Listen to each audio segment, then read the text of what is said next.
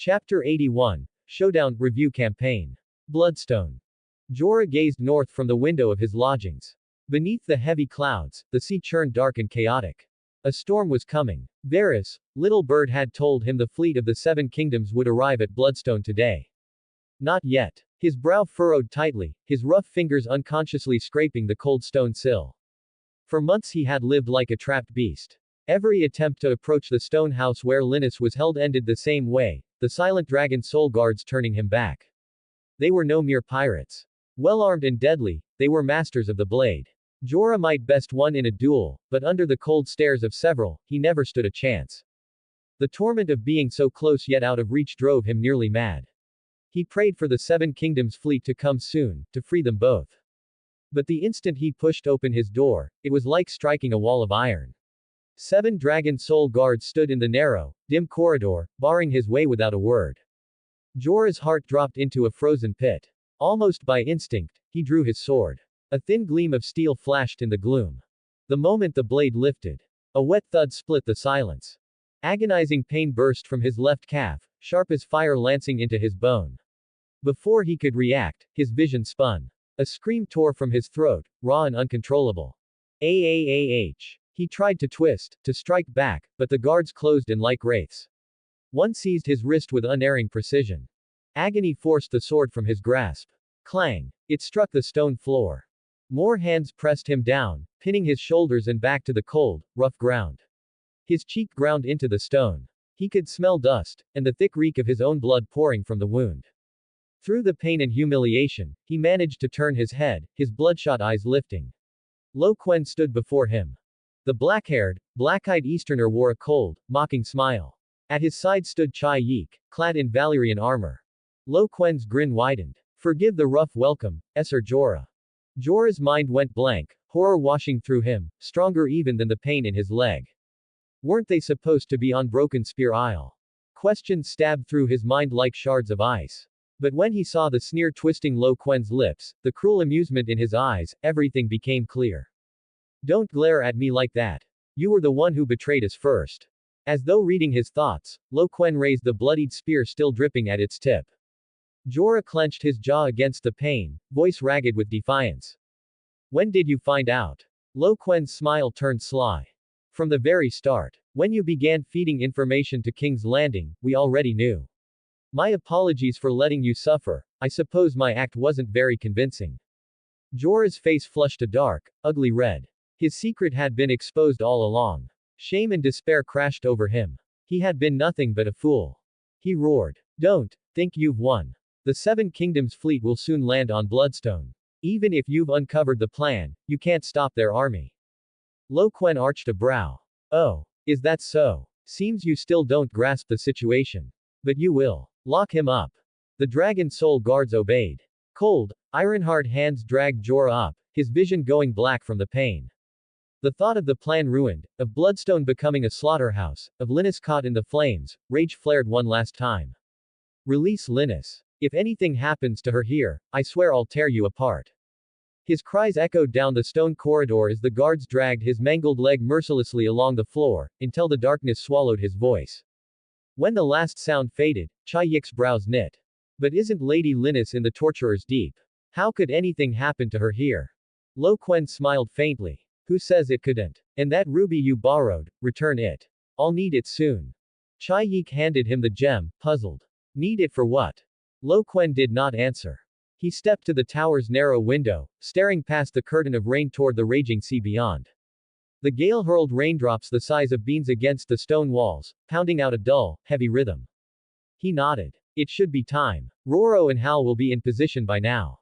He had ordered Roro and Hal to hide their warships near the reefs, while Jelena and Yik led the soldiers lying in wait at Prince's Harbor. Yik's violet eyes flickered with unease. Lord, the Seven Kingdoms army is nearly here. Can we really defeat them? Quen's reply was calm and certain. Of course. I'll see to it they never return. Yik couldn't understand his confidence. She searched his face for answers, her violet eyes fixed on him. But under her startled gaze, Quen began unfastening his robe. Lord, you. She froze, her eyes going wide. Without a word, Quen stripped off his clothes, one by one, until he stood naked.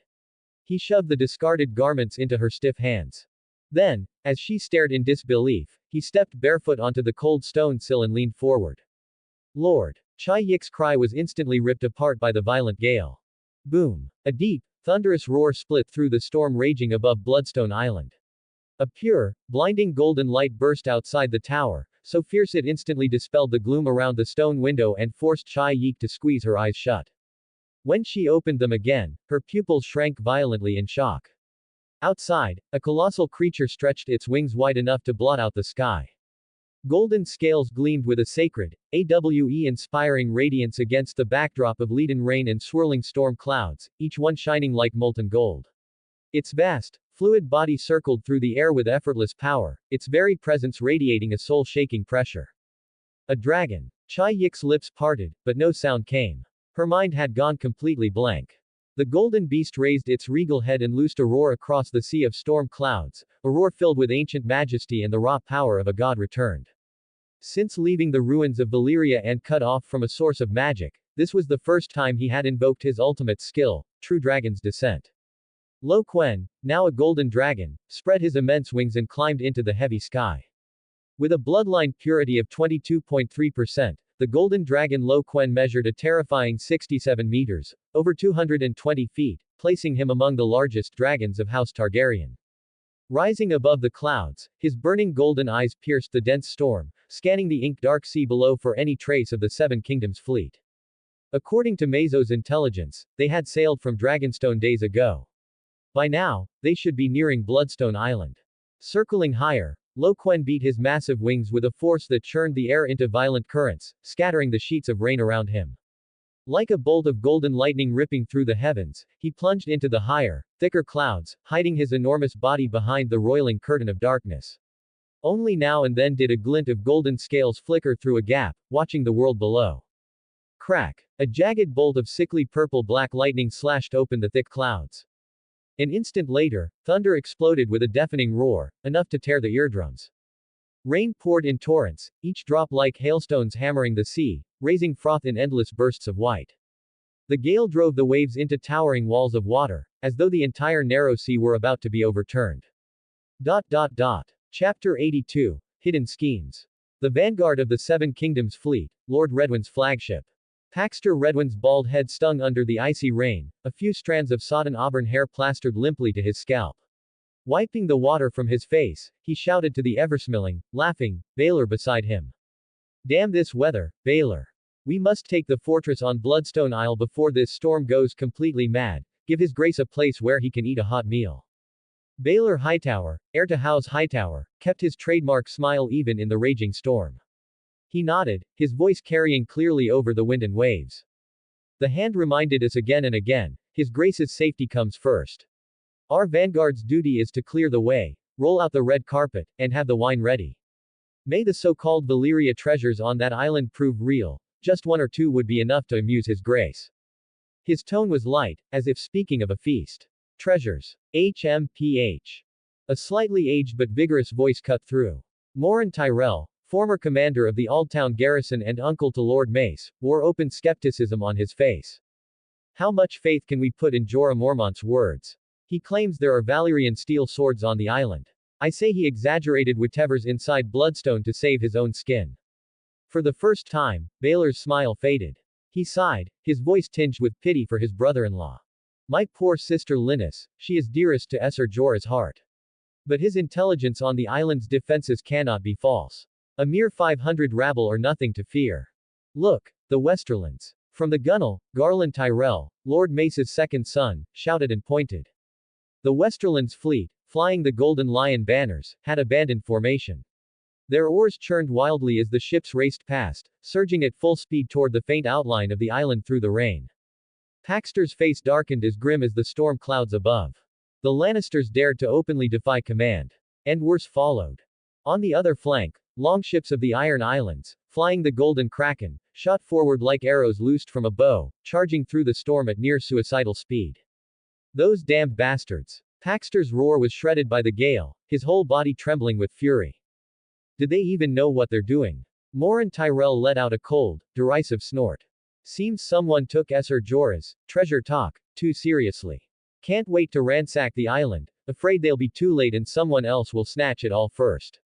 A flash of memory struck Paxter. Kevin Lannister's pointed questions about Valyrian steel back on Dragonstone. And then he understood. So much for the coalition. So much for the kingdom's cause. From the very moment these bastards set foot on their ships, all they had in their heads was Valyrian steel. They'd never seen him as their commander at all. As if to prove him right, the Dornish ships suddenly picked up speed, joining the mad dash. In the space of moments, the entire vanguard formation of the Seven Kingdoms collapsed.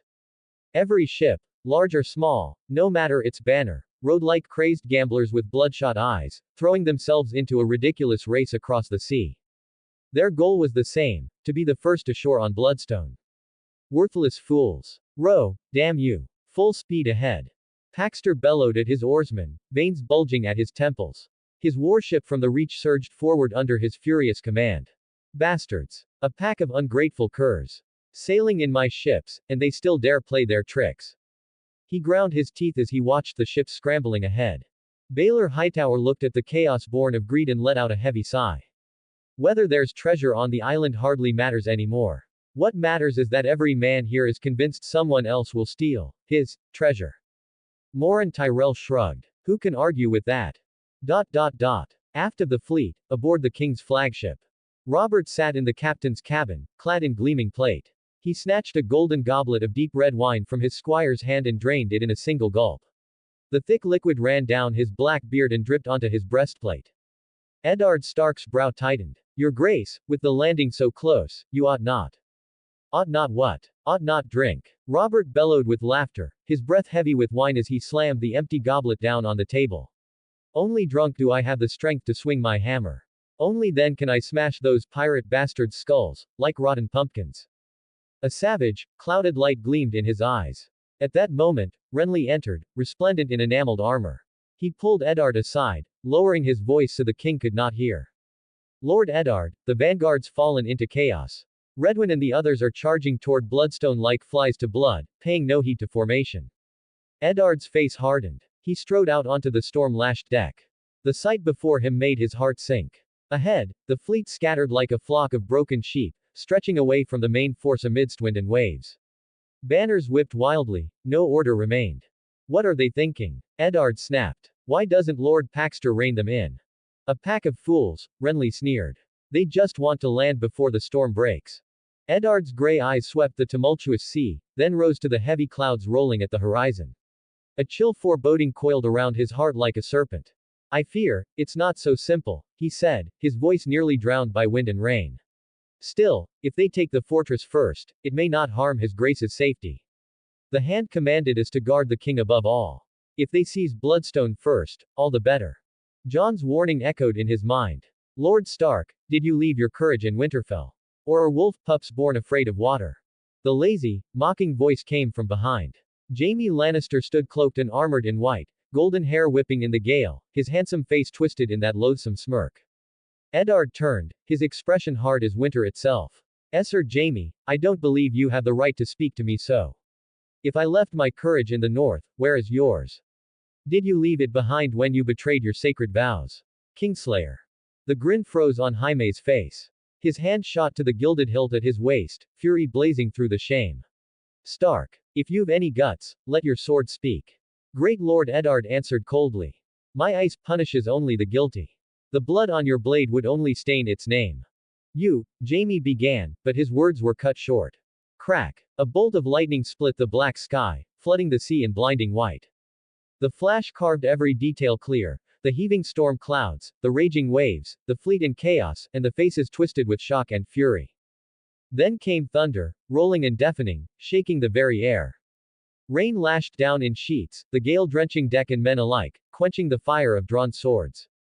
Eddard stared at the sky as the light vanished, then turned to Renly. Lord Renly, we may need to hasten as well. Look. The sky. Look. A soldier's voice, shrill with terror, pierced wind and thunder. All eyes followed his trembling finger upward, toward the lightning-lit depths of the storm clouds. In that ruinous white glare, the shadow of something vast as a mountain wheeled in the sky, etched into every eye. The light died. Darkness reclaimed the world. Silence. Only the storm's roar remained on deck. The men stood frozen. What was that? Before they could look again, the heavens were black once more. A bead of cold sweat slid down Eddard Stark's brow. He longed to say he had seen nothing, yet his sharp eyes had caught enough, a glimpse that filled him with dread. He spun and ran for the cabin, shouting, "Retreat! Get his grace out of here!" 1 comments 0 vote. Chapter 83. The Dragon Appears. Bloodstone Isle, Prince's Harbor. The vanguard fleet, spurred on by their frenzied race, landed one after another along the shores of Bloodstone. The Iron Fleet arrived first. The longship Iron Victory slammed into the harbor pier with reckless force. Ha ha ha. None can match the speed of the Ironborn. Victarion Greyjoy stood tall like a bull rearing up, swinging his battleaxe and bellowing with laughter in the storm. Rain streamed down his hair and across the knots of his muscles. Brothers, slaughter every bastard on this island. Search every warehouse, turn over every stone. Not a scrap of Valyrian steel for the cowards behind us. Back on Pike, Balin had made it clear, this expedition was 1 part duty, 9 parts plunder. The moment Victarion learned Bloodstone was defended by only 500 men yet rumored to hold Valyrian steel, he resolved to seize the shore first. Howling like a black tide, the Ironborn leapt from their longships and surged into the empty, deathly silent harbor. Lord, the harbor is empty. An Ironborn captain reported quickly, unease in his voice. Victarion's grin froze as the cold rain ran down his face. Empty. A chill shot up his spine. A trap. Before he could order a watch, the Westerland's fleet charged into the harbor. Sir Gerion Lannister, clad in gold and crimson plate, strode onto the pier surrounded by his guards. His cold gaze swept across Victarion and the silent harbor with open contempt. He had not forgotten the charge Tywin had given him when leaving Castle Rock, seize any Valyrian weapons that might exist for the family. So he had defied Paxter's command and pressed the landing. Lannister soldiers snapped into formation, their red and gold armor glaring even through the downpour, standing in stark opposition to the Ironborn. The tension in the air was sharp enough to cut. Moments later, Dornishmen and men of the Reach came ashore. The narrow beachhead descended into chaos as the factions crowded together. Prince Baron Martell watched the brink of a clash between Kevin and Victarion with amused interest, a sly smile curving his lips. You bastard-bred fools. At last, Lord Paxter Redwyn's flagship docked. He nearly leapt ashore, his furious roar clear even through the storm. Disobeying orders. Acting on your own. Do you know what this means? But his fury was like a stone cast into the sea, ignored. The Westerlands, the Ironborn, even the Dornish all pressed their men inland, eyes fixed greedily on the fortress. Lord. The sky, look at the sky. A soldier of the Reach cried out, his voice warped by terror as he pointed toward the storm-racked heavens. Crack. Another white bolt tore the sky apart. Eyes went wide. A colossal shadow wheeled above them, close enough for its form to be seen. A dragon. Time stopped. Every movement, every quarrel, every greedy thought in the harbor froze in that instant. Victarion's mouth hung open, his axe stilled midswing. Kevin's hand locked on his sword hilt, pupils blown wide. Paxter's rage froze on his face, replaced by raw horror. The smile slipped from a baron's lips, his expression hardening with gravity. A dragon. Roar. Before they could react, a thunderous roar split the skies. The beast burst from the clouds, its immense golden form revealed above the sea. A dragon. From harbor to ships, all saw it with blinding clarity. Its massive body stretched across the heavens like a wall of steel, golden scales blazing even against the storm-darkened sky. Under their stricken gaze, the golden terror dove from the roiling clouds. Its radiant scales shone with divine brilliance, its massive form tearing through the rain, carrying with it the promise of fire and death as it hurtled toward the fleet. The golden dragon Quen unleashed his fury. A torrent of dragonfire poured from his jaws, vaster and hotter than ever before, burning with dazzling gold more solid and bright than lightning itself. The air warped in its heat. Its light outshone the storm. In an instant, the flames engulfed several warships closest to the harbor, packed with soldiers and oarsmen. Run! Shrieks tore from the shore, but the warning came too late for those at sea. Wood splintered under the blast, hulls bursting apart, masts collapsing in the firestorm. A piercing scream, too shrill to be human, was swallowed at once by the roar of fire and the splintering crash of wood. Countless figures writhed in the golden inferno before collapsing into charred husks. On the surrounding ships, soldiers and sailors watched the nightmare unfold, their faces frozen in raw terror, as if hell itself had broken open before their eyes. But their despair had only just begun. The golden dragon swept across the sky in a graceful, deadly arc, turning toward the warships still thrashing on the sea. Quen loosed a triumphant roar. Road warships might be swift on the water, yet to him, a dragon, they were no more than stationary targets, lined up neatly to await his dragonfire. It was exactly as he had planned. From the moment he encountered Jorah, he had guessed the man would reach out to Varys, just as in the original tale, where he had served as an informant beside the Targaryen siblings. Quen had used Jorah as his conduit, feeding him information that magnified his own threat, forcing the Seven Kingdoms to muster an invasion fleet. Then, through Jorah's hand, he planted false intelligence to lure that fleet into one place, where he could annihilate them all in the shortest time, with the least expenditure of magic. The storm-dark sky was his perfect cloak.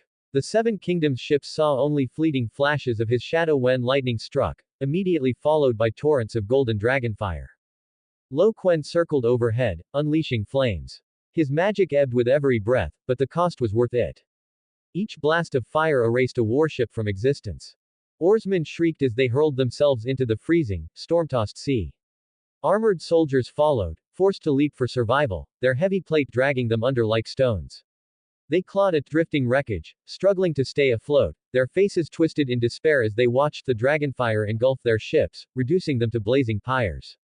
The weight of their armor made movement impossible. They floated helplessly, exposed on the surface, despair etched on every face. The fleet unraveled with terrifying speed. The sea had become a boiling furnace, a graveyard of despair. Just as the survivors ashore stood transfixed by this vision of the world's end, the low, reinforced gates of Bloodstone Fortress swung open silently in the storm. No shouts. No fanfare. An army poured forth. Clad in heavy armor, swords in hand, they marched in flawless step, silent as statues, the only sound the grinding scrape of metal against metal. In that instant, the Seven Kingdoms men realized Jorah had not lied. The army of the dead was real. Victarion and Quen stared in shock, recognizing at once the gleam of the weapons clutched in the Dragon Soul Guard's hands. Valyrian steel. Real beyond doubt. But to claim it, they would pay in blood. At the front strode Jelena, her deep violet eyes burning like stars through the storm. Chayik stood beside her, sword raised. Without a word, Jelena swept her Valyrian steel blade forward, its edge flashing cold in the rain. Kill them. Her clear, piercing cry cut through the storm like a trumpet. The silent host surged forward as one, a coppered tide of death. With killing intent sharp enough to freeze the soul, they charged the beach, where soldiers of the Seven Kingdoms, still reeling from the dragon's wrath, now faced a new horror rushing down upon them. Chapter 84, A Crushing Victory.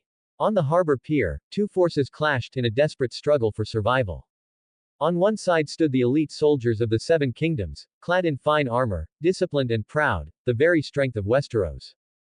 On the other side were the Dragon Soul Guards, silent as stone and unyielding as mountains. From the first clash, the battle revealed itself as horrifyingly one-sided. The skill and equipment the soldiers of the Seven Kingdoms boasted have proved as fragile as parchment before the Dragon Soul Guards. The ceaseless ring of steel on steel could not hide the shrill wails of weapons snapping apart. The Dragon Soul Guard's gleaming Valyrian steel armor was indestructible. Heavy axes and sharp swords alike failed to leave so much as a scratch, while the impact shattered knuckles and split blades into jagged ruin. When the silent guards swung back with their Valyrian steel swords, the Seven Kingdoms soldiers lifted their weapons in panic. But with a single sharp crack, the blades they trusted for their lives splintered like rotten wood. The gulf in weaponry was undeniable. A few noble lords carried swords forged by master smiths. Though not Valyrian steel, these blades could endure a dozen clashes before breaking. But the common steel of ordinary soldiers' swords was utterly useless, their parries meaningless before Valyrian steel. Westerland's men and warriors of the Reach at least wore light plate armor that offered some protection. But the Ironborn of the Iron Islands and the fighters of Dorne, clad only in leather, chain, scale, or mail, were left with flesh and bone exposed to merciless steel, like livestock awaiting slaughter. Where sword light flashed, limbs flew. Blood soaked the wooden planks of the pier. Even the sturdier plate armor proved worthless, cut apart like paper beneath Valyrian steel. Many knights of the Reach and soldiers of the Westerlands fell no differently, swiftly cut down by the guards' cold efficiency. Driven back step by the relentless onslaught, the soldiers of the Seven Kingdoms were forced to retreat along the narrow causeway until they reached the very end, with nowhere left to run. Watching common men and even gallant knights fall like sheep to the butcher, Hyle Hunt, a hedge knight of Horn Hill, stood blood-soaked, his plate smeared with filth and gore. He shouted hoarsely toward his commander, Lord Paxter Redwyn. My lord, we can't hold. We can't hold any longer.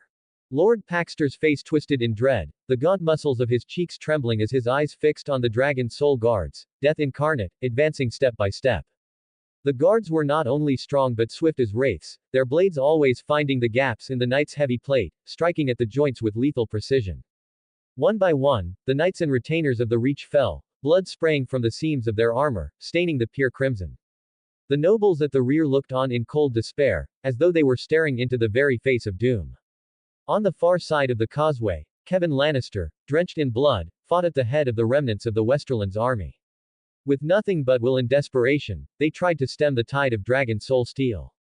Prince Aberon Martell, the Red Viper, and his Dornishmen fared far worse. The narrow causeway robbed Aberon of his famed serpentine spearplay, reducing the fight to brutal collisions of flesh and iron. The agility the Dornish had always prided themselves on found no place here. They were cut down mercilessly, their screams rising and falling in waves. Worst of all were the Ironborn of Victarion Greyjoy. Men once renowned for their ferocity, their eyes blazing with menace, now held only terror. Their thin leather armor might as well have been parchment before Valyrian steel. With every flash of a blade, another Ironborn fell. The wild grin was gone from Victarion's face, replaced by a despair as deep as the abyss. Baelor Hightower clutched Paxter Redwyn's arm, his voice trembling with urgency. My lord, you are the commander. Give the order to surrender. This battle, we are utterly defeated. A violent struggle flashed in Paxter's eyes. The pride of a great lord of the Seven Kingdoms made the words stick in his throat. Surrender. We are lords of the Seven Kingdoms. Baelor's voice turned almost to pleading. He pointed toward the blazing golden inferno in the distance. My lord, look at that dragon. If we keep holding out, half the nobility of the Seven Kingdoms will perish here. I beg you, my lord, look at that sight.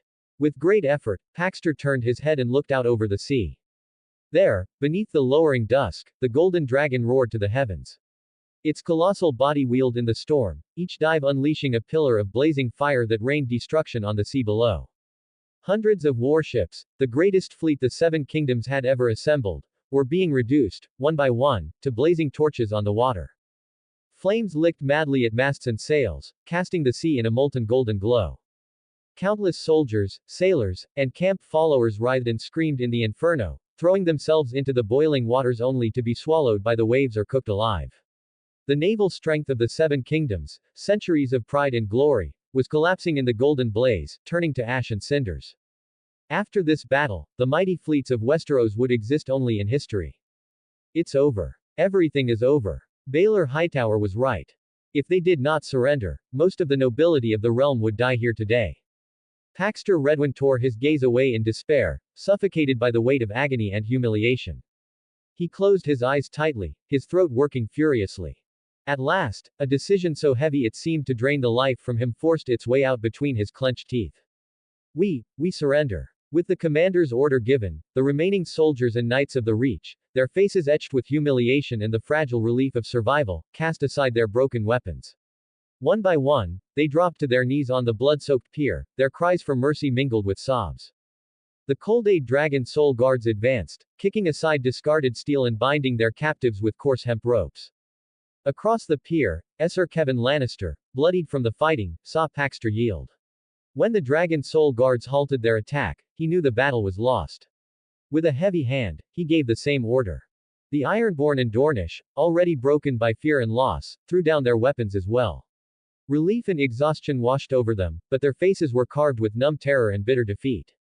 The brutal landing battle had come to an end. Of the more than 3,000 elite soldiers who had stormed the island, only a few hundred shaken survivors remained. The pier had become a slaughterhouse. Rain mixed with thick, clotted blood, seeping between the planks and staining everything a glaring, dark red. The surviving nobles, knights, and soldiers, like livestock awaiting slaughter, were bound tightly with ropes by the Dragon Soul Guards. Under the cold gaze of Jelena and Chai Yeek, they were marched toward the dungeons of Bloodstone. Out at sea, Quen had nearly burned every Seven Kingdoms warship within sight. The air was heavy with the acrid stench of charred flesh mingled with salt. He loosed a majestic roar, wheeled about, and flew toward the reef where Roro and Hal lay hidden. There, the warships waited in silence. On the deck of the flagship, Roro and Hal stared, their faces filled with awe and shock beyond words.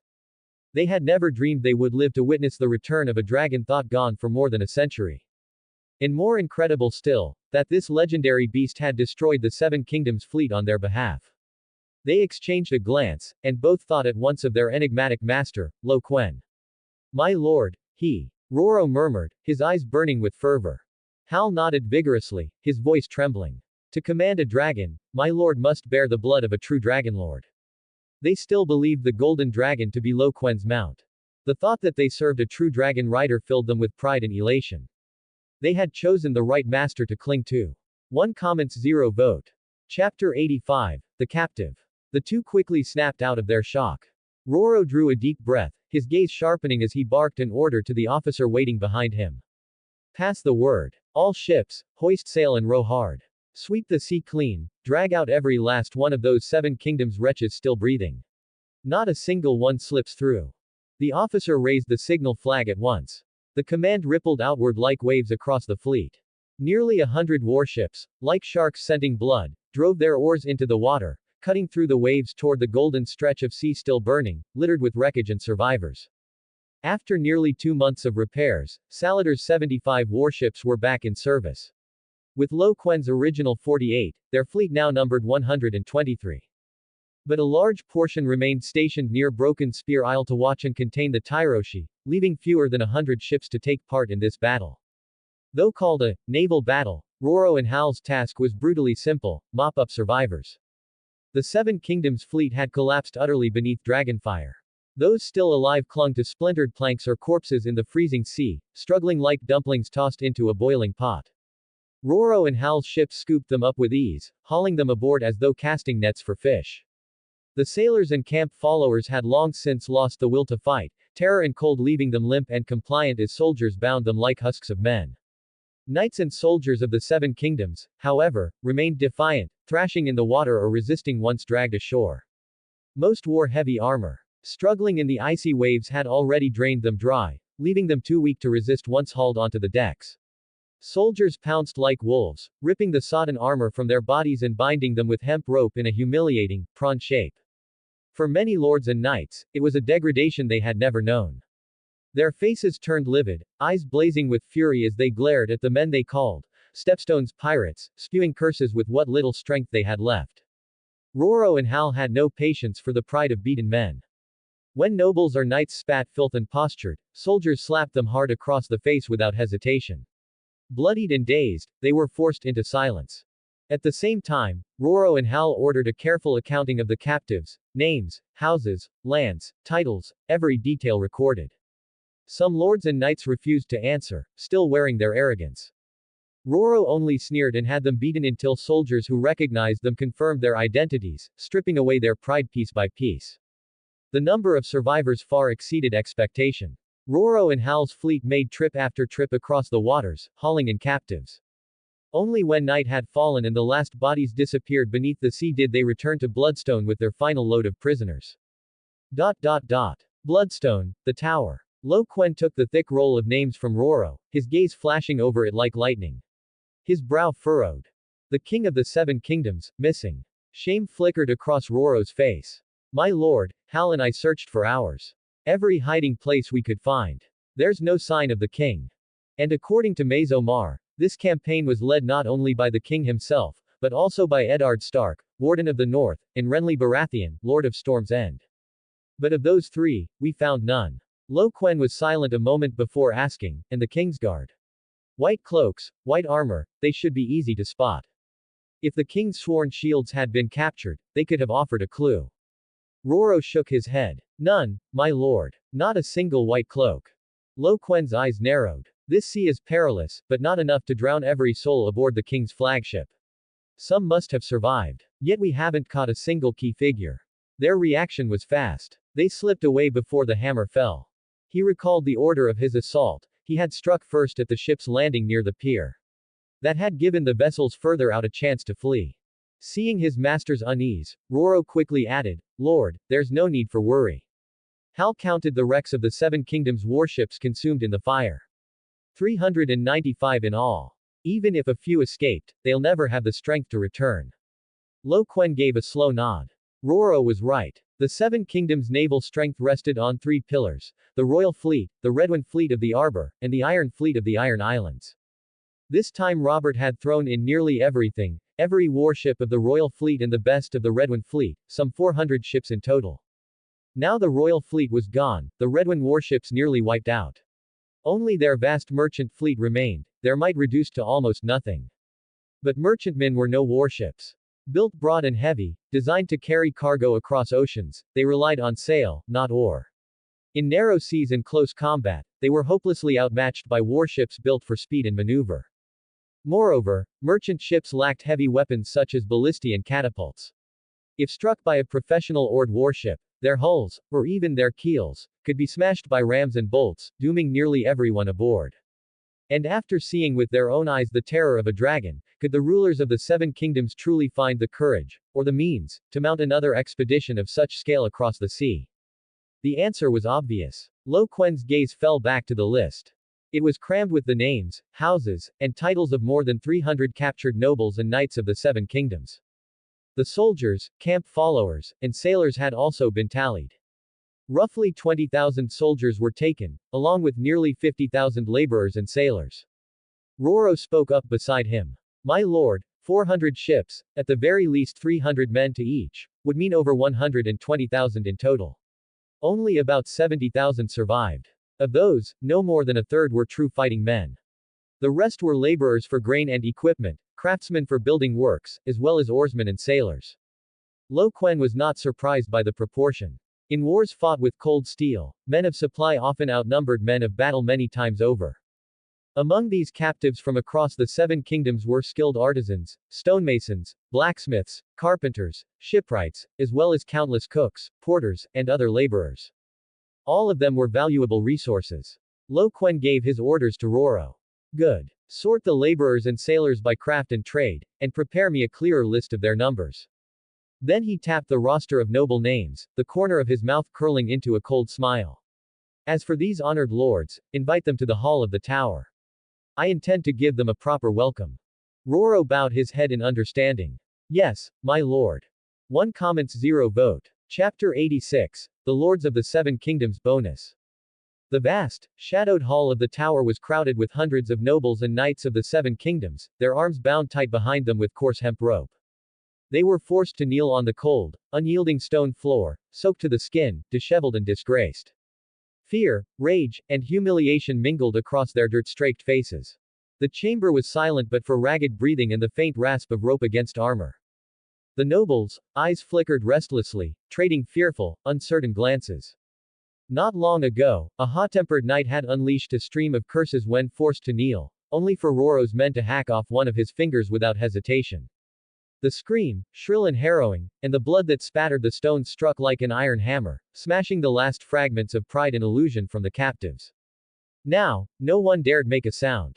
Their gazes, tinged with dread and desperate anticipation, drifted again and again toward the tall, empty throne at the far end of the hall. They ached to know, who was this mysterious man from the east? How could he command an army of the dead? And what of the golden dragon, that beast of despair? The memory of its vast, shadow-casting wings and its all-consuming fire made many shudder involuntarily. A dragon. A creature thought vanished for 100 years had returned, in this place, at this hour. From where had it come? Was it, like its master, born of the legendary Shadow Lands, where dragons were said to endure? Among the better learned nobles, the old tales once told by maesters flashed through their minds, sowing even deeper doubts. At last, the suffocating weight broke as the side door opened. The Eastern sorcerer, they longed to see yet feared beyond measure, stepped slowly inside. Quen's face was unreadable, his stride steady, measured. He wore a fitted black velvet coat over dark trousers, his hair black as midnight falling loose over his shoulders. A long sword hung at his waist, his hand resting casually upon its hilt. His eyes, cold and fathomless as a deep pool, swept across the hall and the rows of kneeling lords. The nobles raised their heads. The instant they saw Quen's face, shock filled their eyes. Too young. That was the thought that struck them all at once. Quen had left the ruins of Valyria at only 13. Now, after half a year of fire and conquest across the Stepstones, Qyburn had told him it was the 9th month of Aegon's 294th year. He was just past 14. 14. In another life, nothing more than a boy. Even in precocious Westeros, youths of noble birth at that age were still squires, barely beginning to glimpse the world. Yet Quen, at this age, had become master of the narrow sea, shattering the armies of the Seven Kingdoms with ruthless thunder. He took his seat upon the high throne with calm ease. Moments later, several figures entered behind him. When the nobles recognized the face of the man at their head, a hiss of shock and fury tore through the hall, impossible to suppress. Jorah Mormont, the former lord of Bear Island, a familiar face at tournaments, a veteran of many campaigns, many lords and knights present had known him by sight. Now, Jorah strode up the dais in full armor with Roro, Hal, and the others, then stood to the left of the throne beside them. Jaelena, armored, stood alone at the right. At that moment, even the most foolish of the Seven Kingdoms nobles understood. The intelligence sent to King's Landing, the lies that had drawn their armies out in full force, had all been a carefully spun web of deceit. This Jorah Mormont had long since betrayed the Seven Kingdoms, thrown in with their enemy, and become nothing more than a treacherous, venomous turncloak. No wonder. No wonder their landing had been ambushed. No wonder they had been utterly destroyed. Betrayal clawed at their hearts like fire. And countless eyes, blazing with hatred and the hunger to tear him apart, fixed on the figure of Jorah Mormont, upon the dais. Jorah Mormont ignored the sea of hateful glares below, his expression cold as ice. He stepped forward and broke the silence with a clear, resonant voice. Before you stands Quen, ruler of the narrow sea and the stepstones. Quen lifted a hand slightly, signaling Jorah to step back. Looking down at the kneeling nobles, his voice was calm yet heavy with unspoken force. My lords of Westeros, welcome to Bloodstone Isle. I trust you will find the hospitality here memorable. The words had barely fallen when Morin Tyrell, the bound former commander of Aldtown's garrison, could no longer restrain the fury boiling inside him.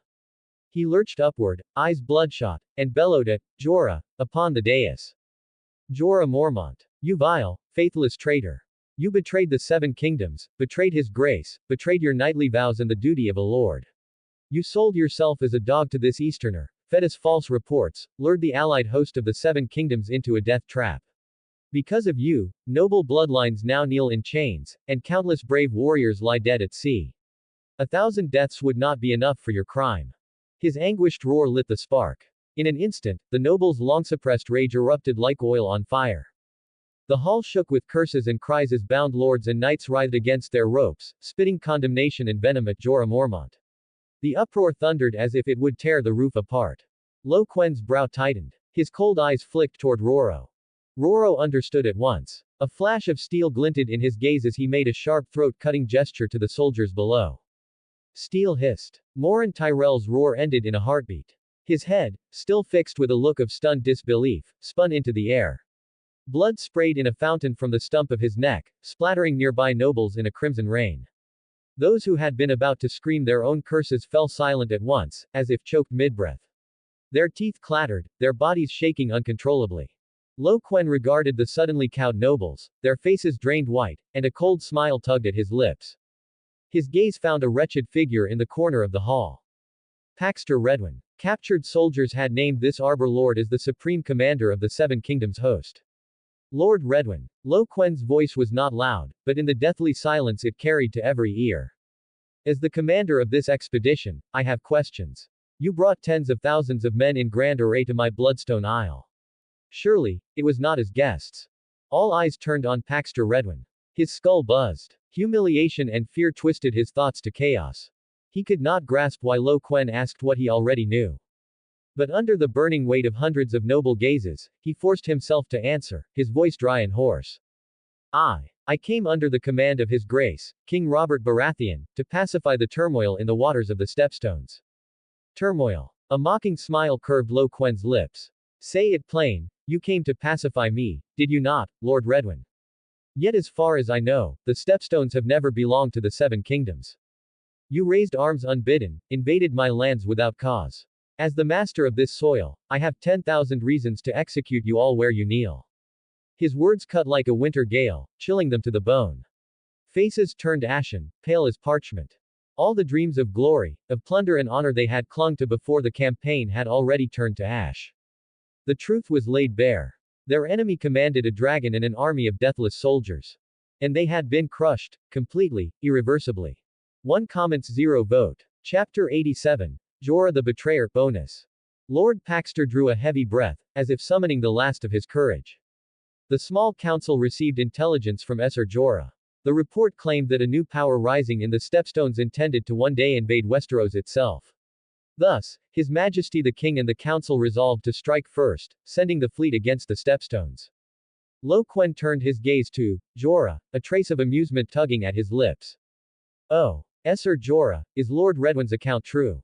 A perfectly measured, icy smile, tinged with self-satisfaction, spread across Jorah's face as he admitted bluntly. Yes, my lord. It was on your command that I spun that web of lies, deceiving the Iron Throne and luring their fleet here, so that you could crush them in a single stroke. His words poured into the hall like boiling oil. The nobles of the Seven Kingdoms seethed with even greater fury, teeth grinding audibly. That brazen admission confirmed their worst fear. The towering Jon Umber, Lord of the Last Hearth, could endure no more. He struggled upright, his voice booming like thunder. Jorah Mormont, you motherless bastard. By your treachery against the Seven Kingdoms, you've shamed the North, shamed your house, shamed your father. At this, Jorah Mormont did not show the slightest remorse. Instead, he snorted coldly, his voice dripping with bitter resentment. Shame. When that sanctimonious hypocrite Eddard Stark cast me out like a mongrel cur, I ceased to belong to the North, ceased to belong to the Seven Kingdoms. My loyalty belongs only to the Lord of the Narrow Sea and the Stepstones. And when the day comes that our armies land on Westeros. He paused deliberately, his gaze sweeping across the horrified northern lords. I, Jorah Mormont, will become the new warden of the North, and reclaim what was always rightfully mine. The words struck the hall like a thunderbolt. The faces of the northern lords turned white as parchment. They had never imagined Jorah Mormont's ambition could swell to such heights, that he would dare seek to usurp House Stark. Great Jon Umber shook with fury. A sudden memory struck him, and he roared.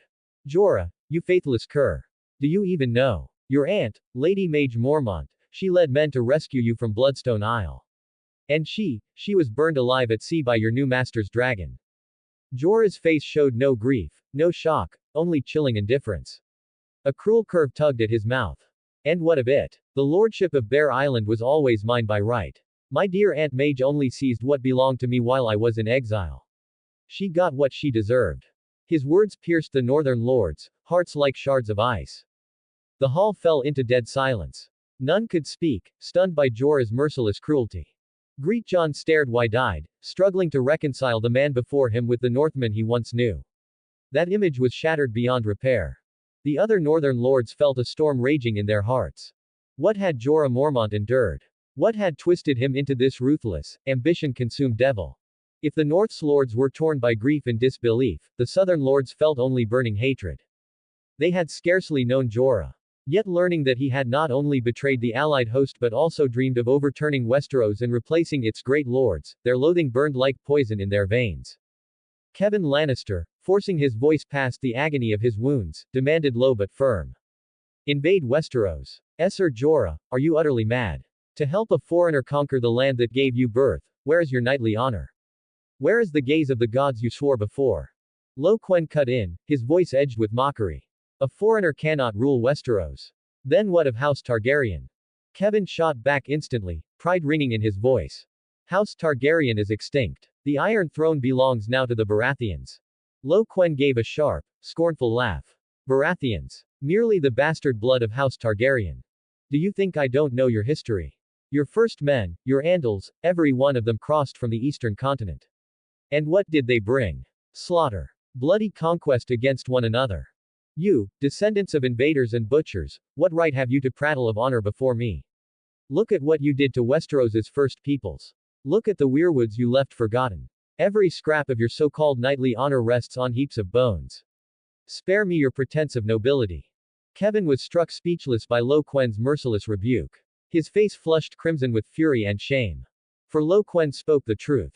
Whether the first men's migration or the Andal invasion, both had been built upon conquest and bloodshed. That history could never be called noble. On the other side, Lord Paxter Redwyn forced himself to hold onto the last shreds of dignity as he addressed Lo Quen with stern defiance. Even so, you shall not prevail. The Seven Kingdoms stretch vast, with countless hosts of elite soldiers. Even if we've lost our fleet, you could never hope to break our mighty alliance upon the land. Lo Quen only let out a soft laugh, as though Paxter had just told him a jest. Oh, is that so? The easy, confident smile on Lo Quen's face, as if victory were already his, made Paxter's stomach twist. In that instant he remembered the golden beast circling above, the monster that had turned the sea to fire. Whatever sliver of resolve he'd just scraped together crumbled at once. Gritting his teeth, he forced out. One dragon is not enough. Prince Baron Martell of Dorne spoke up, his voice calm but cutting. Lord Paxter is right. House Targaryen conquered Westeros with 3 dragons. Even so, one of them, Merryx's, was brought down in Dorne. A single dragon cannot decide the fate of a realm. Lo Quen's smile faded, and he gave no answer, as if silently conceding the point. The gathered nobles misread his silence. Seeing his composure waver, they thought a baron's words had struck home.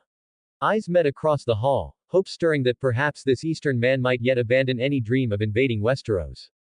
But inside, Lo Quen sneered. He had no intention of telling them about the dragon eggs. He had already seen enough. When their gazes fell on Jorah Mormont, the hatred burning there had nearly boiled over. That alone meant his aim was accomplished. In their minds, Jorah Mormont was now damned beyond redemption, a traitor to Westeros through and through, his stain unwashed even if he drowned in the Blackwater. Lo Quen waved his hand dismissively. Enough. Roro, Cr. Guests, back to their rooms, to rest. Roro bowed low. At once, my lord. Chapter 88, Meeting House Euronwood. After dismissing the bedraggled nobles from the hall, Lo Quen returned with Jorah and Jaelina to a chamber deep within the tower. Well done, Chayik, Lo Quen said, glancing at the Lord of Bear Island, beside him, a faintly satisfied smile tugging at his lips. Jorah smiled in return. He slipped a hand into his sleeve, fingertips brushing against a smooth ruby. A faint glow flickered, and the burly northern lord dissolved like smoke, revealing Chayik's flawless face. This was the keystone of the plan. By having Jorah openly provoke the Seven Kingdoms nobles and flaunt his ambition before them, their hatred for the exiled knight of Bear Island was now stoked to a blaze, leaving no room for reconciliation. And the Linnis Jorah thought he had seen on Bloodstone, the woman who haunted his every dream, had been nothing more than Lo Quen's illusion, shaped by the ruby. The real Linnis Hightower had never left the torturer's deep. No one understood Jorah Mormont's twisted, pathological love for Linnis better than Lo Quen. To him, she was the sort of woman who might fall in love with her drillmaster during training or with the barber trimming her hair. Her affection was cheap, shallow, fleeting as a summer storm. When Jorah basked in the glory of his tourney victories, she married him without hesitation. When Bear Island's coffers emptied, she slipped just as quickly into another man's arms. Yet Jorah adored this selfish woman with blind, consuming devotion, taking bitter for sweet. It all sprang from the marrow deep, incurable instincts of a lapdog. He knew full well Linnis did not love him, yet still he supported her endlessly, terrified she might suffer even the smallest slight. So when the ruby-crafted Linnis expressed concern for his safety, Jorah was overwhelmed, cherishing that false tenderness as if it were priceless treasure. Lo Quen had seized this weakness perfectly. Linnis's safety became an invisible chain around Jorah's neck, binding him to send desperate pleas for aid to the Iron Throne, luring the Seven Kingdoms host into a carefully laid snare. Chayik frowned slightly. Then Jorah Mormont has now utterly alienated the nobles of the Seven Kingdoms, leaving him no path back. But, my lord, what greater purpose lies in making him such a target? A glint sparked in Lo Quen's eyes, his smile deepening. Jorah still has his uses. Westeros may look united as iron, but within it seethes with fault lines, like a powder keg stuffed with dry kindling. All it takes is a single spark. Jorah is one piece we'll use to set the north aflame. Though he is only the former lord of Bear Island, with no lawful claim to the wardenship of the north, that hardly matters. We can grant House Mormont such a claim. Then Jorah Mormont, a son of the north, can march under the banner of reclaiming his homeland, and win the north for us. As for how to make him fight, his beloved wife, Linnis remains in our hands. The finest whip and reins one could ask for. He has no choice. Jaelina's brows drew together, her voice edged with doubt. But my lord, why let him rule the north at all? This man has already betrayed us once, and he despises us. Giving him power would only raise a tiger to our own peril. Yi gave a faint nod, plainly sharing the concern. Quen let out a cold laugh. Rule the north. Who says he'll live to see that day? Jaelina and Yi exchanged a quick glance, a look of sudden understanding flickering between them. So that was it. Jorah Mormont was destined to be nothing more than a sacrificial pawn, valuable only for kindling war and drawing hate. Quen's thoughts turned darker. Jorah was a piece meant for the north. For the rest of Westeros, he held another card to play, those nobles taken prisoner. Several names on that list had already begun to sketch a grander design in his mind. He turned to Jaelina, his tone calm. Jaelina, let us invite the esteemed warden of the Stone Way, Lord Anders Euronwood, to share some fine Tyroshi wine with us. I suspect he'll be interested in discussing Dorne's future. Jaelina understood at once and ordered the Dragon Soul guards outside to fetch the man from the dungeon. Moments later, heavy footsteps echoed. Two silent Dragon Soul guards marched in, escorting a blond man with his hands bound tightly behind his back. Haggard, his once fine clothes soiled and torn, his eyes flickered with both defiance and naked fear. He was Anders Euronwood, Lord of Euronwood. Lord Euronwood, I must apologize for the indignity. Quen's lips curved in a warm smile. Quickly, unbind him. Anders Euronwood swept the room with wary eyes, taking in Quen's cheerful expression and the armored figures of Jaelina and Yi standing behind him. His face remained taut, his silence heavy. The guards stepped forward and briskly loosed the ropes from his wrists. Quen gestured with elegant courtesy. Please, take a seat, my lord. Anders's expression darkened. After a moment's pause, he complied, lowering himself stiffly into the chair opposite Quen.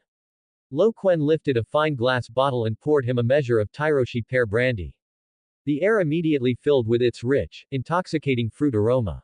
Anders's gaze strayed unwillingly to the spread laid out on the table, a fat goose roasted to golden crispness, its belly stuffed with apples, set beside warm bread thick with blackberry jam, fragrant with wheat. His stomach betrayed him with a faint growl. Since his capture, he had not tasted a proper meal. Lord Euronwood, Quen said lightly, his tone as if hosting an honored guest, please, do not stand on ceremony. This meal was prepared for you. Eat freely. Anders's eyes flicked toward the Dragon Soul guards looming like iron statues at either side. Feeling the thin prison garb clinging to his body and the emptiness of his hands, he knew any thought of resistance or escape was folly. He drew a steadying breath, swallowed down his hunger, and spoke in a low, firm voice. Eastern man, let's not waste words. What is it you truly want? Quen lifted his shoulders in a casual shrug, his smile unchanging, though his gaze grew razor sharp. Very well, my lord. Since you value candor, I'll be direct. You must have heard my views on the Seven Kingdoms in the hall just now. I have only one question. When I conquer Westeros, will you, Anders Euronwood, stand at my side? Anders stiffened, caught off guard by such a blunt attempt at defection. His angular face flushed hot with fury, and he nearly growled his answer. Eastern man, you're mad with delusion. I, Anders Euronwood, am no spineless cur like Jorah Mormont. You expect me to betray my country and kneel to a foreigner. Better you kill me here and now. Quen did not so much as blink at the outburst. His voice was calm, smooth, yet carried an inescapable pull. Do not be so quick to refuse, Lord Anders. Think carefully. When Westeros bows beneath my banner, I could name you, Warden of Dorne. 1 comments 0 vote. Chapter 89. Dorne's grievances. He paused deliberately, savoring the flicker of shock in Anders's eyes before continuing. The Dornish are divided into stony Dornishmen, salty Dornishmen, sandy Dornishmen, and the orphans of the Greenblood. House Euronwood stands for the stony Dornishmen, bearing the pure blood of the first men in the Andals. And House Martell. They are of the salty Dornishmen, long steeped in Rhoynar blood and culture. Even their title, Nymeros, proclaims them the blood of Nymeria. Quen's tone sharpened, carrying a subtle incitement. 1,000 years ago, before Queen Nymeria's fleet of 10,000 ships arrived, your great ancestors called themselves High Kings of Dorne, ruling vast parts of the land. It was House Martell, borrowing the strength of foreign Rhoynar, that crushed the Euronwood and stole Dorne's sovereignty. Why? By what right does House Martell rule Dorne through the ages, while House Euronwood remains beneath them? What the Iron Throne cannot give you, I can. Under my rule, Dorne will return to Westerosi tradition, casting off these Rhoynar titles. And the whole of Dorne will be guarded, by you, Anders Euronwood. Anders Euronwood was struck dumb. It wasn't only the promise of being made Warden of Dorne that shook him, but the depth of this Easterner's grasp of Dorne's tangled ethnic rifts and ancient grudges. Stony Dornishmen, salty Dornishmen, sandy Dornishmen, orphans of the Greenblood. These divisions, which even many Westerosi lords could barely keep straight, he spoke of as if reciting from memory. As Quen said, Dorne had never been truly united. The Stony Dornishmen, led by House Euronwood, dwelt in the Red Mountains, with features closer to the Seven Kingdoms norm, tall, fair, blonde or brown-haired. They had long resented House Martell, the outsiders, who rose through Rhoynar blood. The salty Dornishmen, by contrast, lived along the narrow sea coast, with jet-black hair and olive skin. The sandy Dornishmen, harsher still, lived in deserts and valleys, darker skinned than the salty Dornishmen, their faces ruddy from the blazing sun. And then there were the orphans of the Greenblood, descendants of those who followed Queen Nymeria 1,000 years ago, who still clung to Rhoynar gods and refused to blend fully into Dornish life. So while Dorne was not a land tearing itself apart, it was far from one heart. Especially between the stony Dornishmen of House Euronwood and the salty Dornishmen of House Martell. The humiliation of losing the High King's throne 1,000 years ago remained a thorn lodged deep in House Euronwood's pride. Anders's heart wavered violently. Here before him stood an Easterner with a dragon capable of burning the Seven Kingdoms fleet to ash, with an undead host impervious to steel. With such power, House Euronwood might truly drag House Martell down and seize Dorne's rule. But then came the thought of the Iron Throne's strength. As a baron had said, one dragon might not be enough. Quen caught the conflict flashing in Anders's eyes. The moment was ripe.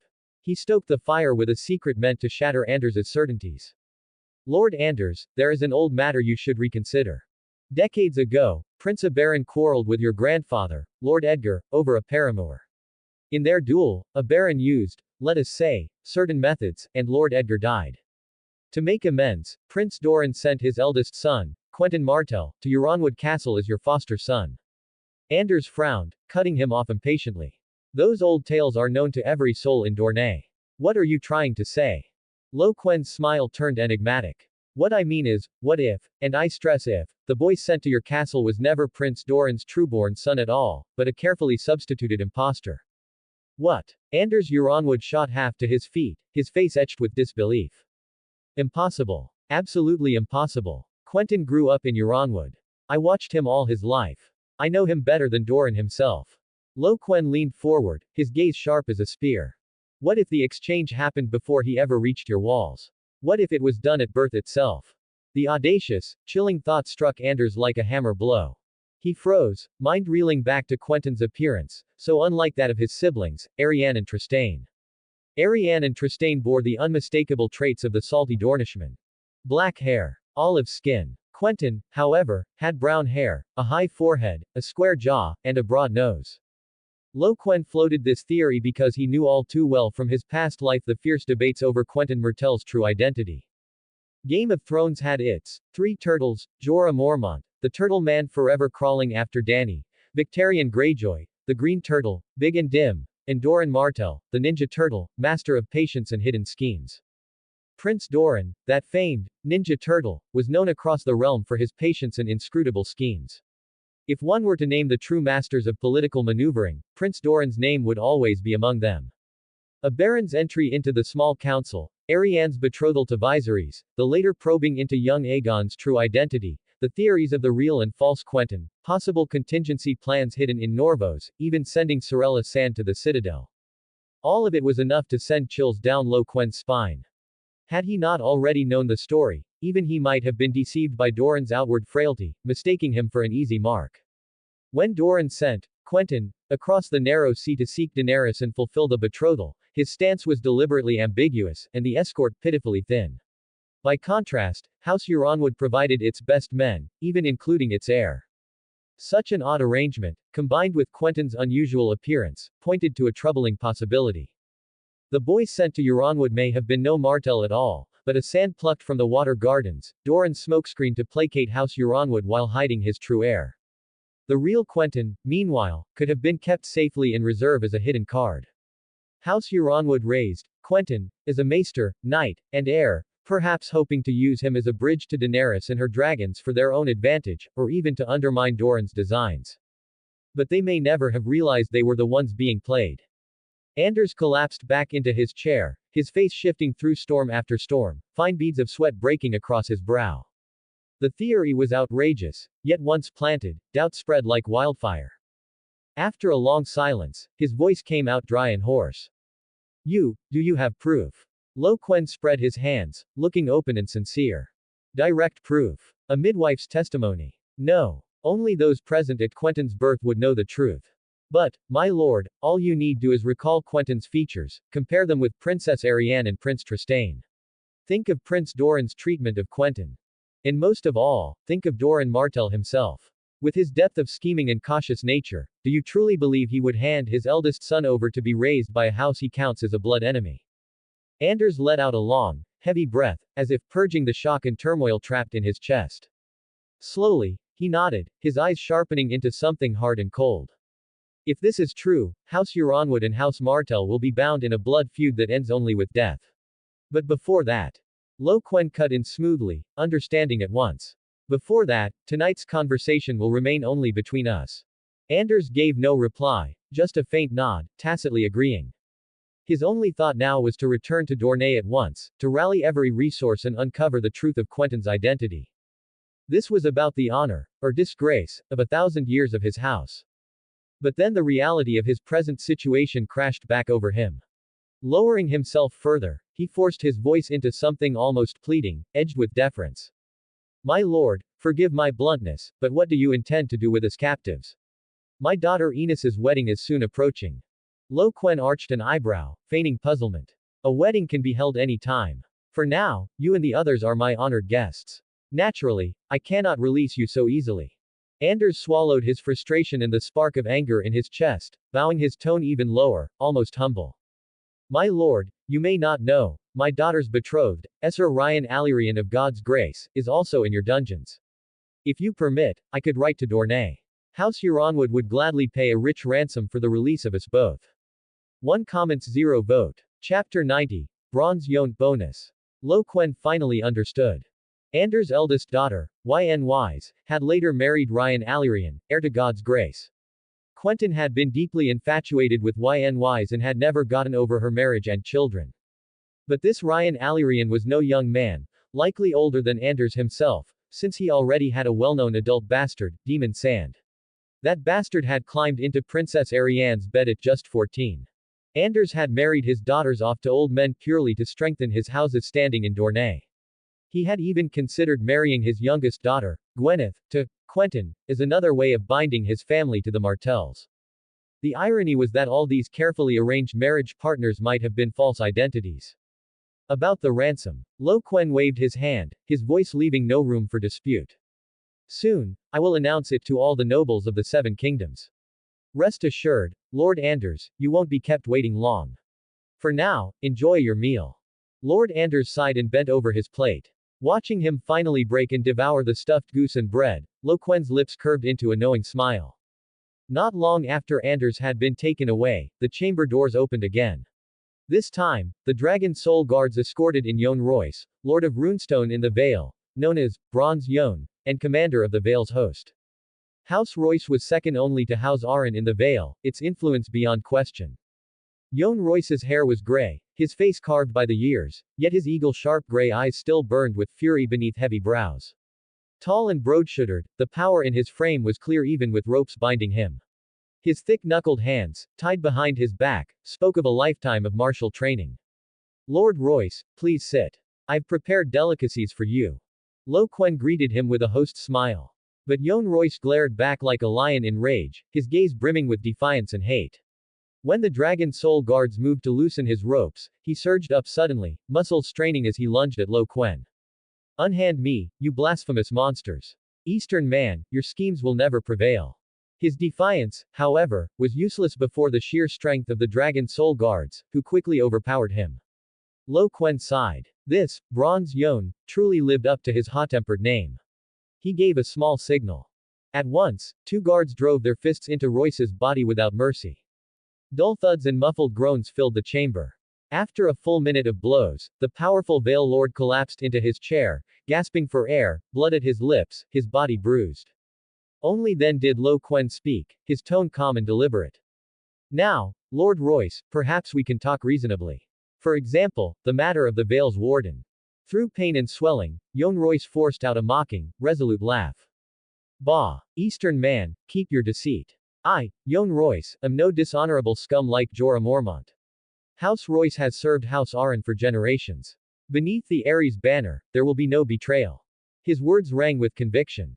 Quen scoffed, his eyes as if peering into the future. Is that so? Perhaps one day, Runestone and the Aerie will cross swords for reasons beyond imagining. The world is ever changing, my lord. Yohn Royce's neck stiffened as he roared. Impossible. Absolutely impossible. House Royce will never abandon its liege lord. HMPH. Quen gave a short laugh, already bored. There was no reasoning with such a stubborn fool. He would understand once House Royce joined the righteous alliance. Take him away. The Dragon Soul guards dragged Royce out, leaving him no chance even to sip water. As for the Vale, Quen felt no concern. On the prisoner list, he had already noticed another crucial name, Harold Harding. With that, heir, in hand, the Vale's game would have far subtler moves. All that remained was to remove Robert Arryn. Yi stepped forward and asked. Lord, shall we continue summoning other nobles? Quen leaned back in his chair, fingers lightly tapping the list of nobles as he sank into thought. In the north, he had Jorah as a pawn to play. In the Vale, there was Harold Harding. In Dorne, he had already sown seeds of suspicion in Euronwood's mind. The Reach. He had intended to approach a representative of House Tyrell. Yet the list only contained Garland Tyrell, Mace Tyrell's second son, who held little influence in Highgarden. And Morin Tyrell, whom he had just ordered executed publicly for serving House Hightower. With Morin's death, enmity with both House Tyrell and House Hightower was sealed. Any hope of reaching the Tyrells through Garland was now all but impossible. And Aldtown's Hightower. That mysterious, ancient house was rumored to have deep ties to the Longvanished great empire of the Dawn. Its current lord, Leighton, and his mad daughter spent their days obsessed with the occult and magic. Against such a sinister, unpredictable, and already hostile foe, Quen saw no reason to seek an alliance. They were far more likely to be enemies in the future. Besides, he already held Leighton's daughter, Linnis, captive, and had slain Morin, Aldtown's garrison commander. As for House Redwyn, though Lord Paxter had been captured, the bonds between the Arbor, Highgarden's Tyrells, and Aldtown's Hightowers were far too tangled. Paxter's aunt was the Queen of Thorns, Olenna Redwyn. His wife, Mina Tyrell, was Olenna's daughter. And Mace Tyrell, Great Lord of Highgarden, was married to Alary Hightower, daughter of Leighton Hightower. Together, the three great houses of the Reach, Tyrell, Hightower, and Redwyn, formed an iron triangle of blood and marriage that left no opening for outsiders. Especially under the watchful eye of the cunning Queen of Thorns, Lady Olenna, Quen had yet to find any suitable point of entry to plant influence or drive a wedge. The Westerlands. Under the iron rule of Lord Tywin Lannister, House Lannister stood immovable. The only worthwhile captive was Kevan Lannister. Not even Tywin's most vicious hound, Gregor Clegane, the Mountain, had come to the Stepstones. The Riverlands. Esser Brynden Tully, the Blackfish, was not on the list. Perhaps he had perished in the Dragonfire alongside Mage Mormont, or perhaps he had escaped with King Robert's ship. But House Tully's hold over the Riverlands had never been strong. Once the North and the Vale were secured, the Riverlands would wither on their own. One Blackfish alone could not raise a storm. And the Stormlands. Most of their lords had followed Renly Baratheon, who sailed with Robert. Quen assumed they had escaped as well. Still, the Stormlands would eventually require stirring, and when the time came, he would find his chance. Quen's gaze lingered over the long list before finally closing the register. Chapter 91. March on Tyrosh. The next morning, the council chamber of Bloodstone Fortress was charged with the tension of war. Jaelina, Yi, Roro, Hal, and Spymaster Mazo Mar gathered to hear Quen's next orders. Their target this time was Tyrosh. Capturing the city would secure full control of the Stepstones and prepare the way for future campaigns into the disputed lands. As for the Seven Kingdoms, barely a night had passed since the crushing defeat of their allied fleet. News had not yet spread, and the king had not even returned to the Red Keep. Even when Robert did return, it would take time to deliberate on a response to their losses in the Stepstones. Quen wasn't concerned about the Seven Kingdoms mounting an immediate counterattack. What worried him was the possibility of them passing word to Tyrosh. Their priority was clear: strike Tyrosh before anyone had time to react. Roro stepped forward first, his dark face full of urgency. Lord, grant me command of the vanguard fleet to strike directly at Tyrosh's harbor. I know every reef there. The others frowned at his words.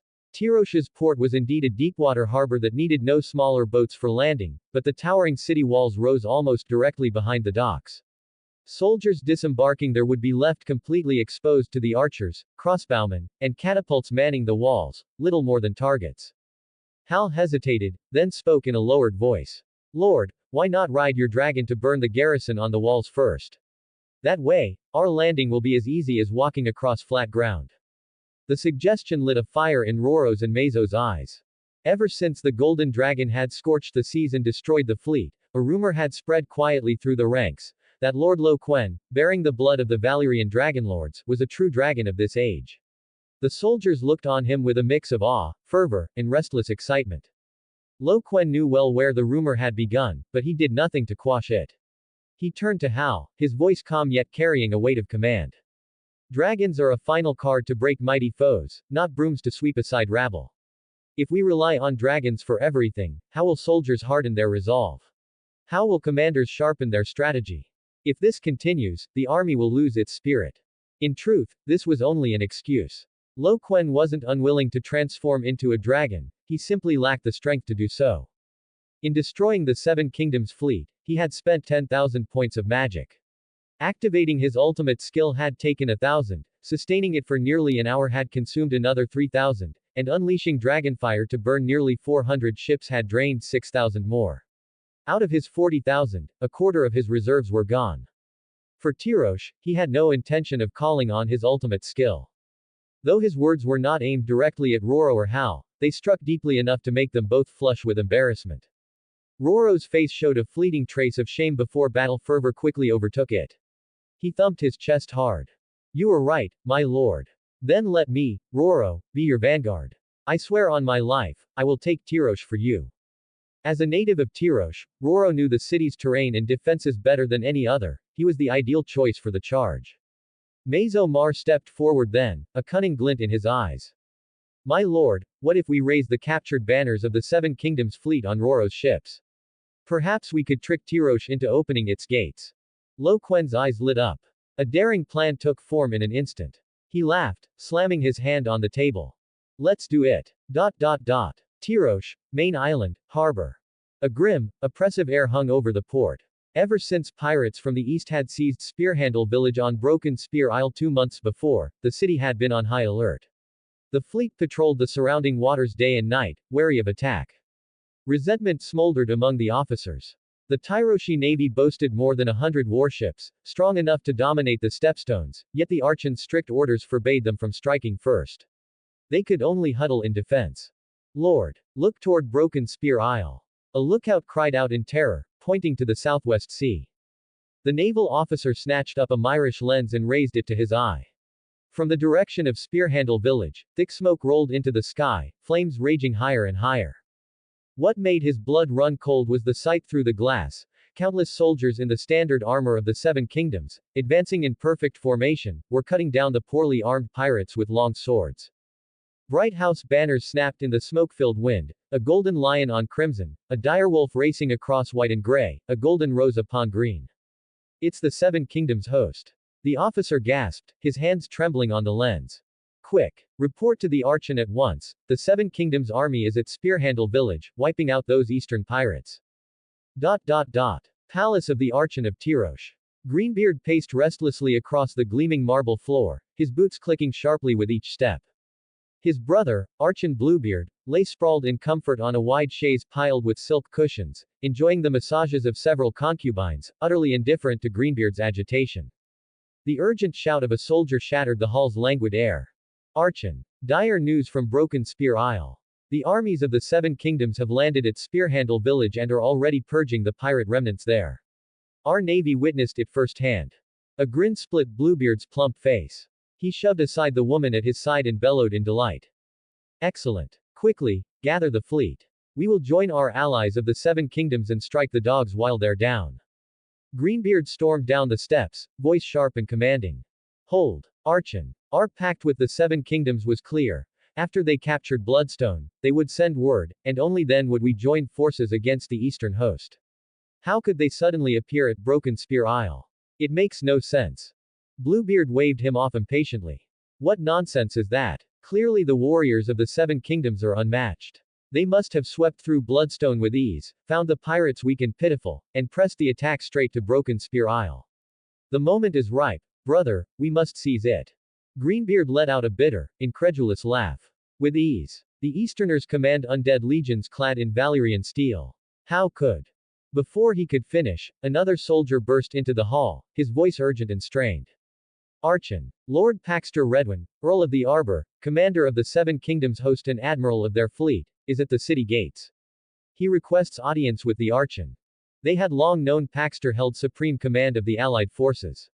For him to be here in person, it could not be false. Bluebeard's face lit with joy. He slapped his thigh and shouted.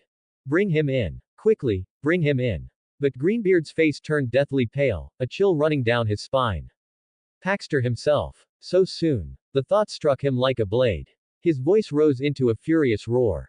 This is a trap. We've been deceived. Those Seven Kingdoms bastards never meant to share anything. They put on the show of a pact, but all along they planned to seize the Valyrian steel and the stepstones for themselves. They mean to leave us nothing.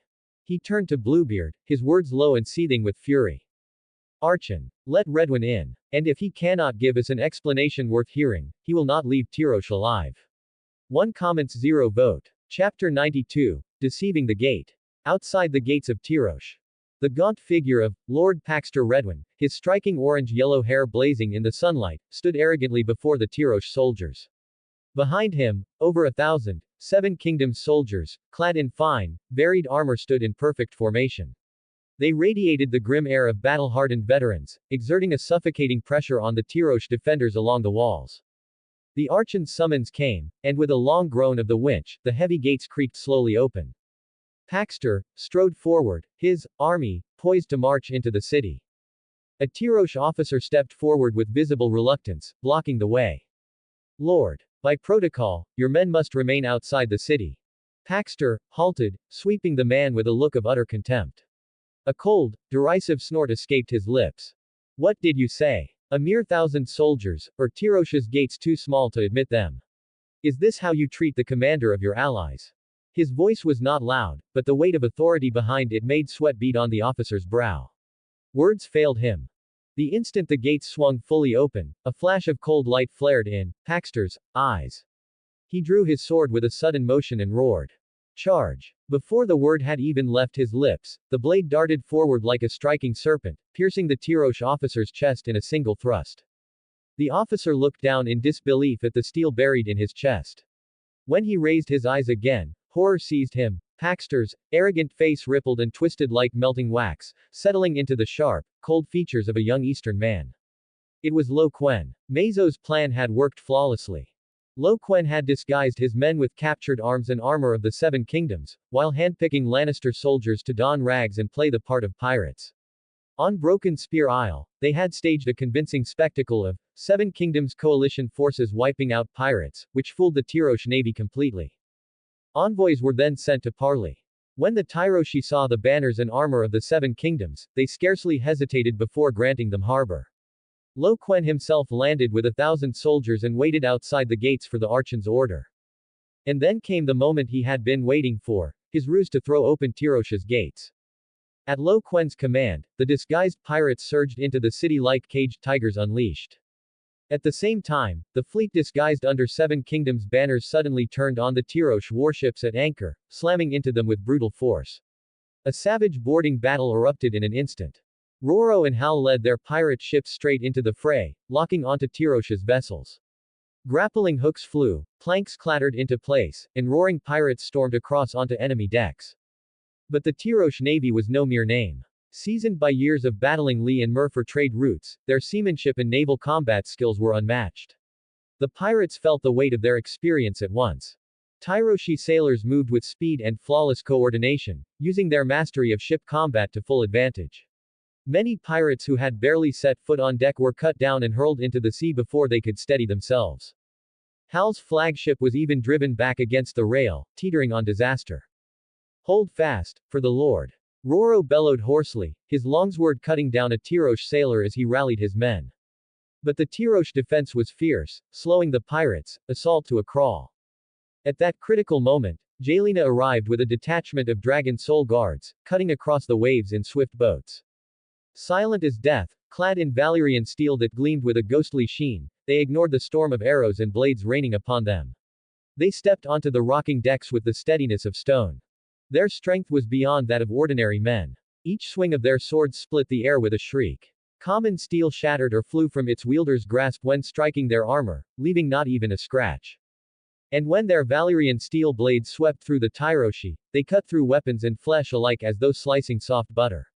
Severed limbs spun through the air, blood drenched the planks, and the decks of Tyrosh ran red in an instant. Monsters. They're monsters. A Tyrosh officer screamed in despair as he saw a Dragon Soul Guard drive his sword clean through the throat of the bravest sailor under his command. The sight spread like a plague, and the morale of the Tyrosh navy collapsed in an instant. Some men wailed, throwing down their weapons and dropping to their knees with hands clasped over their heads. Others hurled themselves into the freezing sea, trying to swim toward the shore or reach drifting debris, only to become easy prey for the pirate archers. Jelena's cold, cutting voice rang through the chaos of battle. Surrender and live. The words fell like a lifeline. One after another, desperate Tyrosh sailors cast down their weapons and fell to their knees on the blood-soaked decks. Roro and Hal immediately ordered the pirates to seize the weapons and bind the prisoners. Jelena left a detachment to secure the ships, while she herself led the Dragon Soul Guards and a force of elite pirates toward the city through the gaping gates. At the gates, Quen's 1,000 elite pirates had already driven into the city like a dagger thrust deep. He left part of his men to hold the gate corridor at all costs, then personally led the main force up the broad stone steps toward the ramparts. On the walls above, the Tyrosh defenders had rallied and were scrambling to mount a counterattack. Arrows rained down like swarms of locusts, while logs and stones were heaved from the battlements. Then die you shall. Quen's voice was cold as steel. When a squad of Tyrosh spearmen moved to block the stairs, he opened his mouth wide. A column of blazing golden fire erupted forth. Dragon flame breath. Even in human form, the torrent of flame reached 7 meters, its heat and force utterly lethal.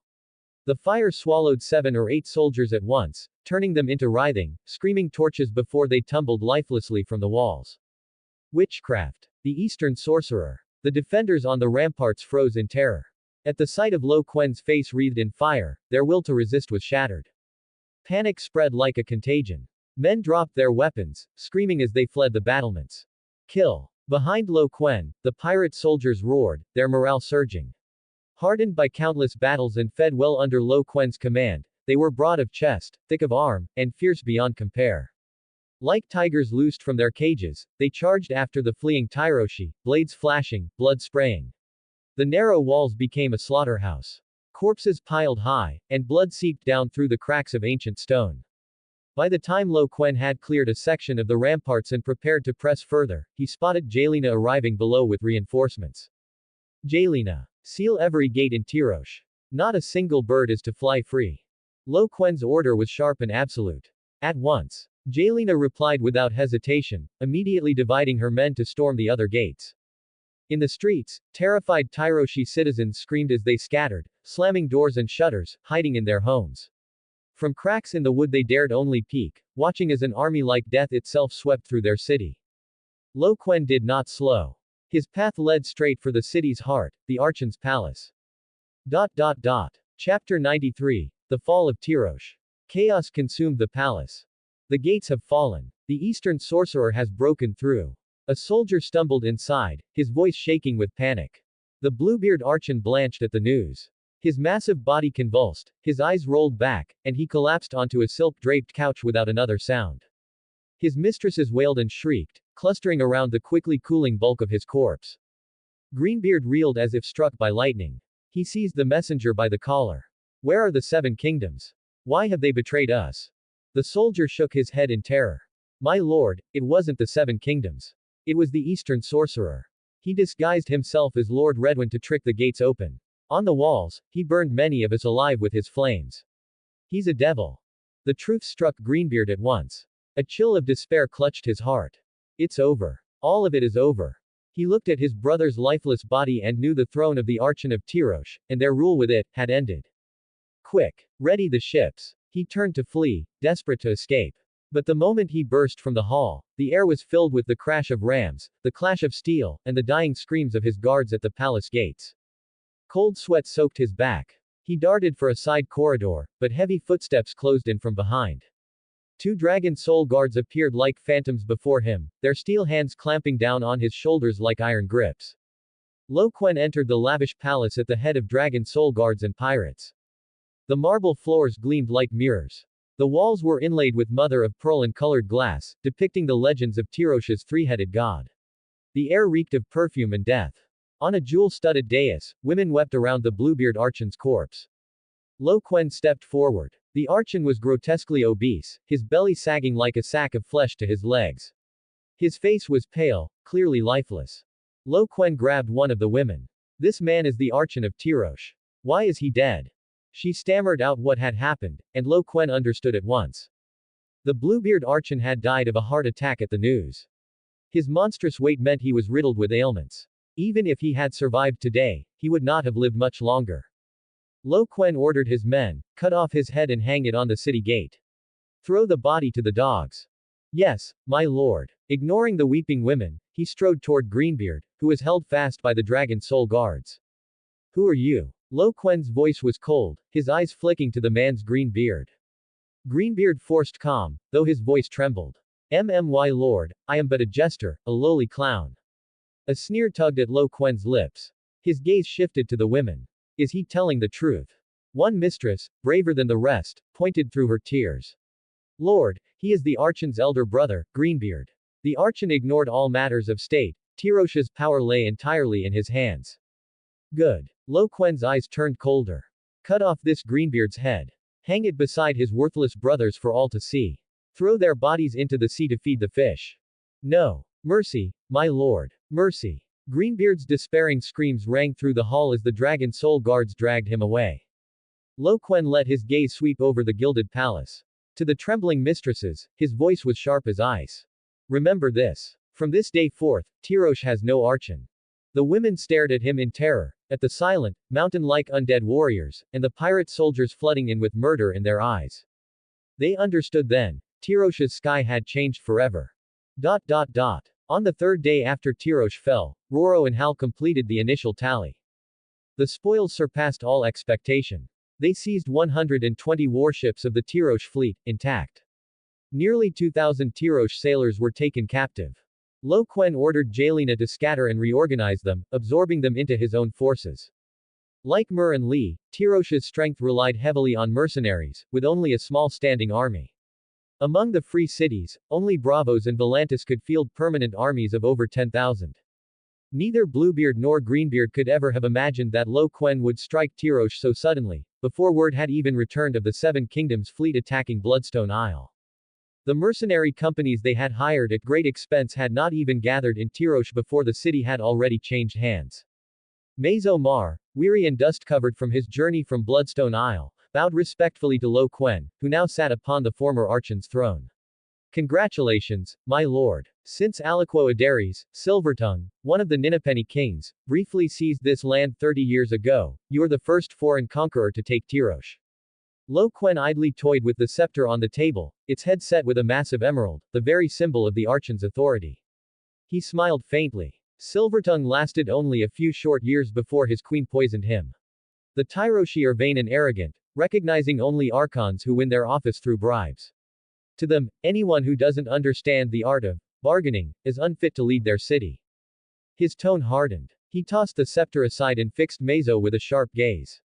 But I won't play their game. Mazo, your first task is to spread an intelligence network across the entire Essos. I need your eyes and ears everywhere. If Tyroshi merchants stir in the slightest, I want to know at once. Money will not be a problem, you may draw directly from Tyrosh's treasury. The wealth of Tyrosh was immense. Its currency was a distinctive diamond-shaped iron coin, stamped with the high tower said to house the three-headed god. Its value was low, about 10,000 iron coins equaled a single golden dragon of Westeros, roughly the worth of a copper penny. Yet because of this low value and cheap material, its circulation was enormous. Tyros's mints worked day and night, endlessly striking new coins. Such expansion created a steady, manageable inflation, ensuring plenty of currency to grease trade, fueling prosperity, and swelling the tax coffers. As you command, my lord. Mazo's eyes gleamed as he bowed low. Quen then turned to Jelena and gave new orders. Though Tyros is ours, vast fertile towns and villages in the disputed lands still await us. Jelena, the 2,000 Tyroshi soldiers we've reorganized are under your command. Set sail at once and land in the disputed lands. Yes, my lord. Jelena answered firmly. The disputed lands, that fertile prize carved up by Mur, Lee, and Tyrosh, held rich soil and a mild climate, serving as a vital granary. Tyrosh not only grew staples like oats, barley, and wheat, but also extensive cash crops. Among them, the autumn pears used to distill their famed pear brandy brought especially rich profits. Securing the region would be crucial for Quen's future. Chapter 94, The Iron Throne in Turmoil. King's Landing, the Red Keep, the small council chamber. The air around the long table was suffocating. Lord John Arryn, the king's hand, sat with his face like stone. His wrinkled hands pressed hard against the table as his eyes, sharp as blades, fixed on Varys, the master of whisperers. Varys. Explain yourself. Only yesterday, the king's flagship had limped back to King's Landing like a beaten dog, bearing news that shook the Seven Kingdoms.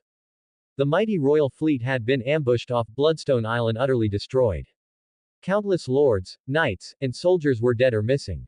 King Robert had flown into a rage, swearing he would mount the Easterner's head on a spike above the city walls. But when Lord Eddard Stark revealed that the Easterner commanded a dragon, silence fell over the chamber, even Robert's. Varys's smile was a twisted thing, more painful than a grimace. He rubbed his soft fingers together, his voice thin and nervous. My Lord Hand, I beg your pardon for my failure. I did not confirm the truth of Ser Jorah's report. It now seems it was likely a carefully prepared deception. Renly Baratheon let out a bitter laugh. A failure. Likely. Lord Varys, do you even grasp what your failure has cost us? Half the great houses of Westeros have lost their lords and heirs. 40,000 soldiers, 80,000 men and camp followers, drowned or taken in chains. And you think to dismiss such ruin with your dainty words, failure, likely. Lord Eddard Stark of Winterfell, granted special leave by the king to attend, spoke gravely, his brow furrowed deep with concern. My lords, it is too soon to lay blame. What matters now is finding a way to rescue those who have fallen into the enemy's hands. Bitterness welled within him. The North had sent thousands to war, and scores of vassal lords were now captives. Greet John Umber and his heir. Lady Mage Mormont. Lord Rickard Karstark. Each name weighed on him like a stone. The thought of how the northern lords would react to the news made his head pound. Heavy footsteps broke the silence as King Robert strode into the chamber. 4 Kingsguard in white cloaks followed at his back. Ser Barristan Selmy, Ser Jaime Lannister, Ser Boros Blunt, and Ser Aris Oakhart. Ser Barristan entered with the king, while the other 3 closed the doors behind them and stood watch outside. Robert's face was dark as storm clouds. He dropped heavily into the high seat, his gaze sweeping the council, his voice low and furious.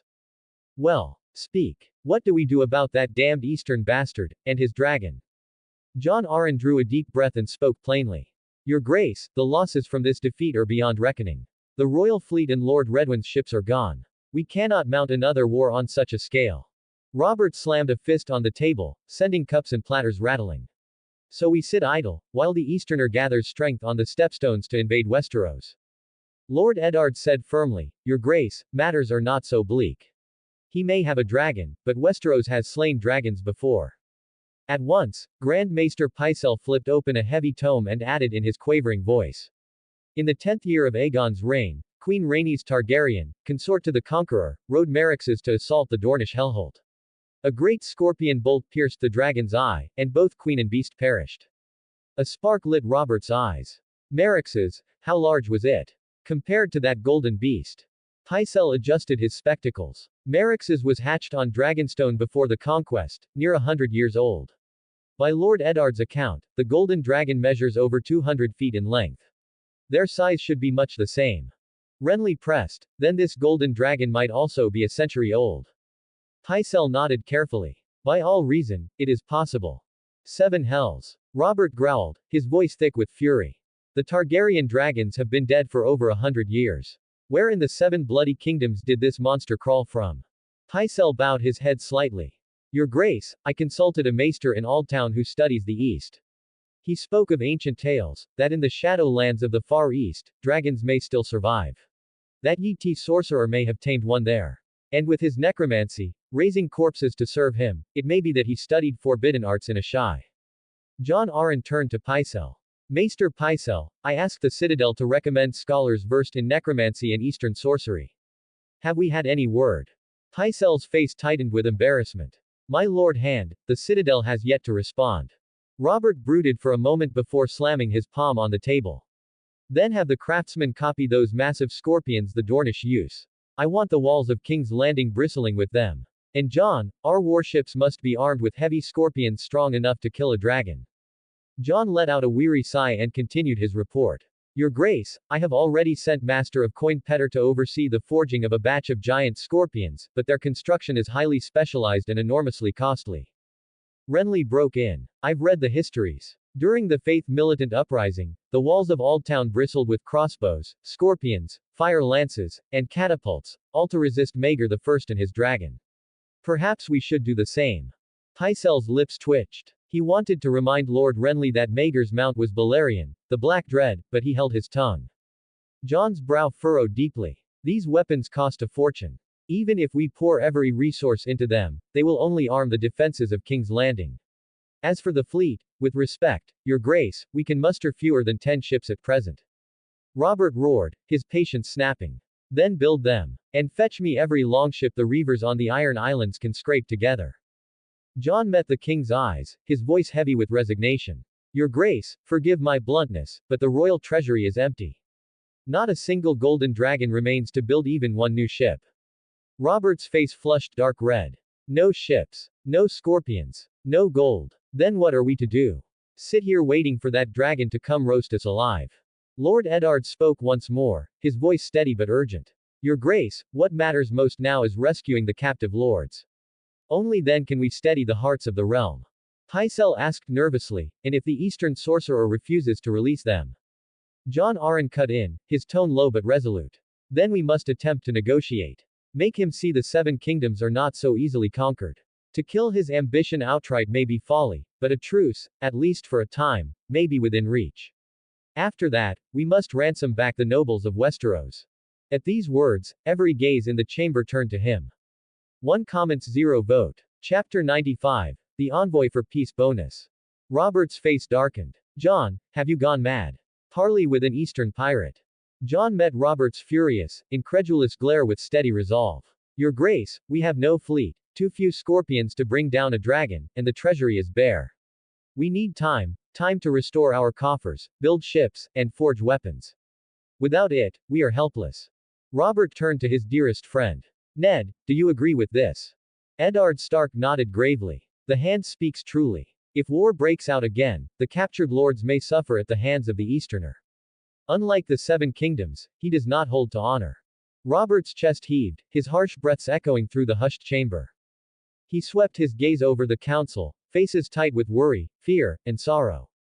At last, like a punctured wineskin, he sagged into his chair and growled like a beast. Damn it. Jon. Find someone. Someone who can face that Eastern bastard on the stepstones. Stall him, deceive him, do whatever it takes, but bring our lords back. All of them. He rose suddenly and stormed out, Esser Barristan's white cloak trailing close behind, their footsteps fading into the depths of the corridor. Jon Arryn looked over the senior lords of the small council, his expression heavy. My lords, we must name an envoy worthy of this task. He will bear the dignity and honor of the 7 kingdoms to the stepstones, to bargain with that Easterner and ransom back our captive nobles. His words fell into a silence so deep it seemed to swallow the chamber whole. Renly Baratheon turned his eyes away. With most of his stormlords already back in King's Landing, he was little more than a bystander. Grand Maester Pycelle closed his eyes, nodding off in a heavy stupor. Varys sat with his same cloying smile. Jon sighed inwardly. Perhaps the only choice was Petter Baelish, absent from the meeting, to act as envoy to the stepstones. Then Eddard Stark spoke. My lord Hand. Send me. Every eye turned to him. Jon opened his mouth to object, but Eddard pressed on. Many Northmen remain on the stepstones. If I do not go to ransom them, how can I face my bannermen when I return? Jon fell silent, then looked up sharply. Ned, you will go with Petter. He is skilled in debate, and you may seek out the captive nobles of the Seven Kingdoms, learn their condition. Eddard Stark frowned at the mention of Petter, but gave a reluctant nod. The Red Keep, a hidden passage. A maze of cold, rohewn stone, damp arches, and endless dark. In the silence, two pinpricks of light crept forward. The lead figure, stooped and cloaked in a battered dark brown mantle, kept his hood low. He gripped a torch tightly, its wavering flame casting twisted shadows across his face. Closer now, the sight was ghastly. His skin was a ruin of scars, slashed and hacked as though by countless brutal blades. Flesh hung in ridges, pale and dark in uneven patches. In some places, the skin was charred black, leaving his features horribly warped beyond recognition. Only his eyes, gleaming sharp and steady through the lattice of scars, betrayed a shrewdness utterly at odds with the ghastly disguise. The spider, Varys moved like a ghost beneath the earth. Trailing behind was a man of an entirely different sort, the Magister of Pentos, Illyrio Mopatis. Where Varys was subtle and shadowed, Illyrio exuded flamboyant wealth, even in these lightless tunnels. His costly Pentoshi silk robe, embroidered in gold and silver thread, was stretched tight across his swollen belly, as though it might split at any moment. His meticulously combed blonde hair gleamed in the torchlight, absurdly out of place in the gloom. His round face was fixed in its habitual smile, beneath which a carefully groomed, oily golden mustache curled. With a plump hand heavy with gem-studded rings, he lazily stroked his lip, as if he were merely strolling on some ordinary afternoon. The two walked on in silence for a long time, the only sound the hollow echo of boots striking gravel and puddles. At last they stopped before a steep flight of rough stone steps. The stairs climbed into deeper darkness, leading to some unknown corner of the Red Keep. It was a hub in the warren of secret passages, the space a little wider, but all the more oppressive for it. Varys broke the silence, his voice pitched low. So, Tyrosh has truly fallen. Torchlight flickered across the furrows of his scarred face, making his expression unreadable. As true as gold, my dear friend. Illyrio bared yellowed teeth in a grin, the firelight flashing unpleasantly on them. Your birds seem to have met with difficulties. Not a single one flew out of Tyrosh. Fortunately, as I departed Pentos, I came across a merchantman that had slipped out just before the city fell. The captain was a clever, craven fellow. When he saw the battle erupting in the harbor from afar, he cut his anchor and fled without pause, bearing the news back to Pentos. Tisk, tisk. By his account, the cries of battle could be heard clear across the sea. Varys said nothing, but his cloaked frame seemed to stiffen. His little birds, they were his eyes and ears across the Seven Kingdoms and the free cities. Not true birds, but orphans, boys and girls he had carefully chosen and trained. The younger, the better. Small bodies, quick and unnoticed, minds still blank enough to be shaped. Varys had poured endless care into them, dragging them from the mud, giving them food, shelter, and more importantly, the skills to live. He taught them to scale walls like lizards, to slip down narrow chimneys like shadows, to vanish in crowds and darkness. He even taught them letters, so they could read, write, and record what they saw. His children were everywhere in Westeros.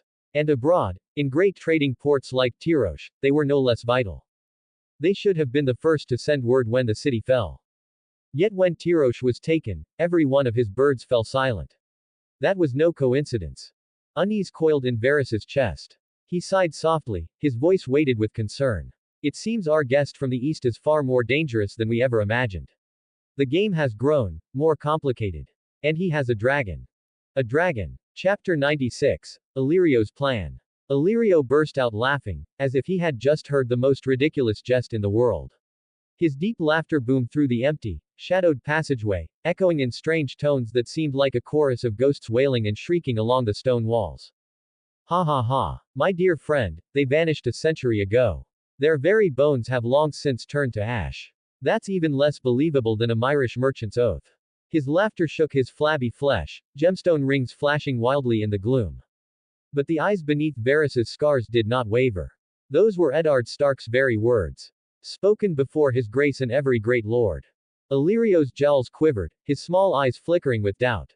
His plump hand went again to his golden mustache, twirling unconsciously as he searched for some plausible explanation.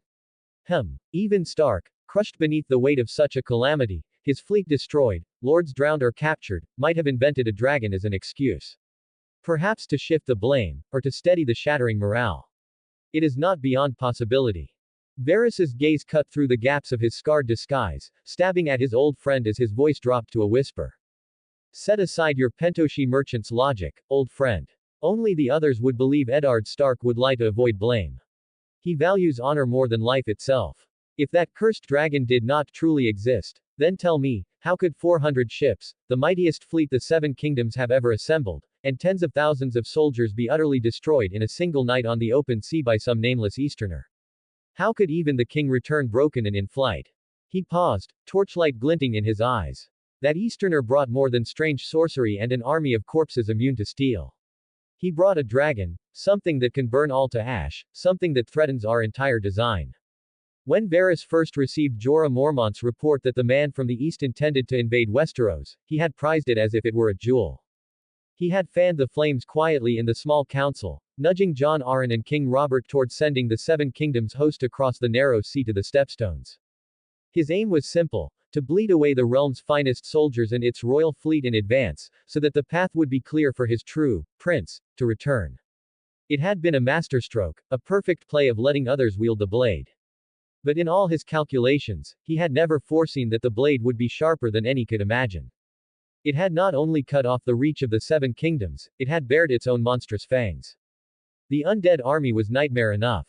But now, with a living dragon added to the board, this had become a disaster that could overturn the game entirely. The man from the east was no longer a pawn for Varys to use. He had become a colossal, uncontrollable force, one that could consume everything. The smile slid from Illyrio's face at last. The fat of his cheeks drew tight, and his small eyes glinted with a weight of fear and gravity they had never shown before. He licked his dry lips, speaking with a rasp. If this is true, then the prince, the princess, and young Griff. He left the thought unfinished, but the meaning was plain. The prince and princess, those were the Targaryen siblings who had fled to Essos more than a decade ago. But they were not the true hope Illyrio and Varys had nurtured. That role belonged to young Griff, the boy they had sheltered and raised in secret for over 10 years. Their plan was simple: let the dragon siblings draw the Iron Throne's fury, while young Griff would emerge as Aegon Targaryen, son of Prince Rhaegar and Princess Elia, to claim the final prize. Varys would proclaim that the infant Aegon slain in the Red Keep had been a peasant's child switched in his place, while the trueborn dragon prince had been hidden and safeguarded by him, growing strong under his protection. Then he would lead a great host across the sea, land in Westeros, and restore the Targaryen dynasty. But now, all those careful designs faced a new, deadly uncertainty. A sorcerer from the east, commanding both the dead and a living dragon, his intentions still a mystery. Varys gave a heavy nod, the shadow of his hood hiding the turmoil in his eyes. The prince and princess are in Tyrosh now, right under that Easterner's nose. Our plan must change, at the very least. He raised his head. At the very least, we cannot allow that man's attention to fall on Westeros too soon. If it does, the Seven Kingdoms may slip beyond our control. In the suffocating silence that followed, a sudden spark lit in Illyrio's mind. A thought, bold to the point of madness, came to him. Drawing out his words, he said, "What if our princess, once she comes of age, were to wed the Easterner?" What? Varys's pupils shrank in shock, the torch in his hand jerking violently. He glared at Illyrio. But Illyrio ignored his outrage. Leaning forward, his heavy body casting deeper shadows, he spoke in a low, steady voice. Think on it. That man craves Westeros, does he not? Then give him the chance. Let him wed into House Targaryen and lead the attack himself. Let him march with his dragon, his army of the dead, his fleet of hundreds of ships. Let him draw down the full fury of the Iron Throne, Robert, Tywin, Jon Arryn, let him sweep them aside for us. We needn't wait on those unreliable barbarians. They fear the poisoned waters, but the Easterner has ships. He could strike at once. Varys understood at once. The shock in his gaze ebbed away, replaced by cold, sharp calculation. You would use the princess as bait, he said softly. Bind the Easterner to House Targaryen's cause, and make him charge at the fore. Exactly so, my dear friend. Illyrio's smile crept back across his face. Our plan could be hastened by years. The Easterner wishes to fulfill his ambitions. All the better. Let him draw every eye, let him bleed for every loss.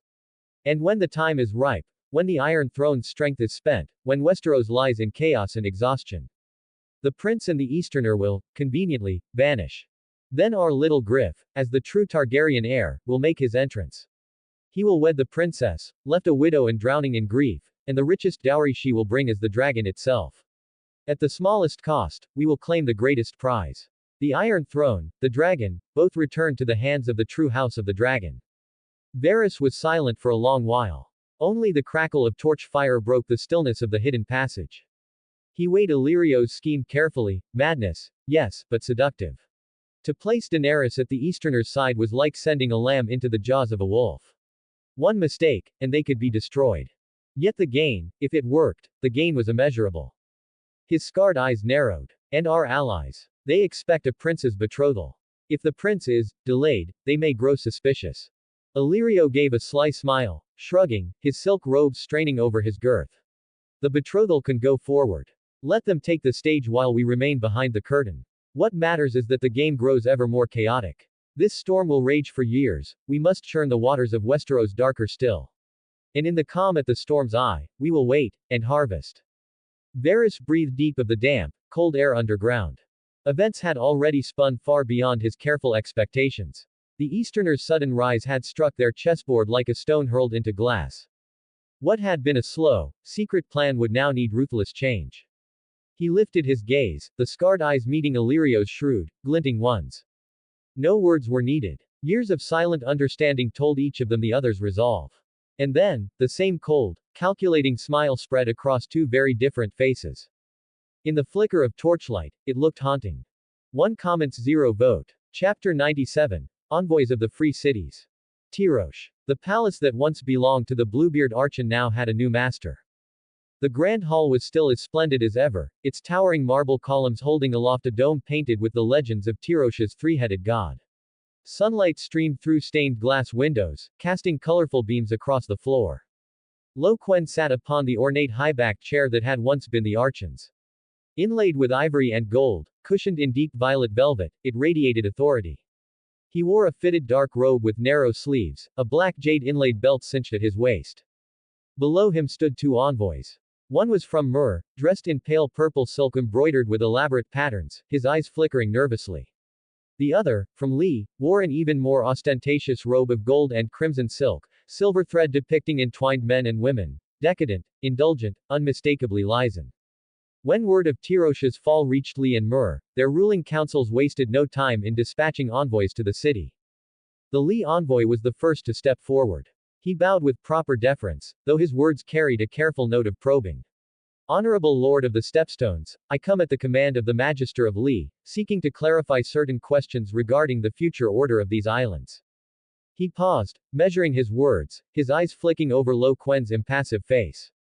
As you know, Salladhor San long safeguarded the routes of our Lysan merchant fleet across the Stepstones. But now that Salladhor is gone, it is you who commands these waters. Lee is eager to build a cooperative relationship with you. If you would continue the mutually beneficial arrangements of the past, Lee would of course offer suitable and satisfying recompense.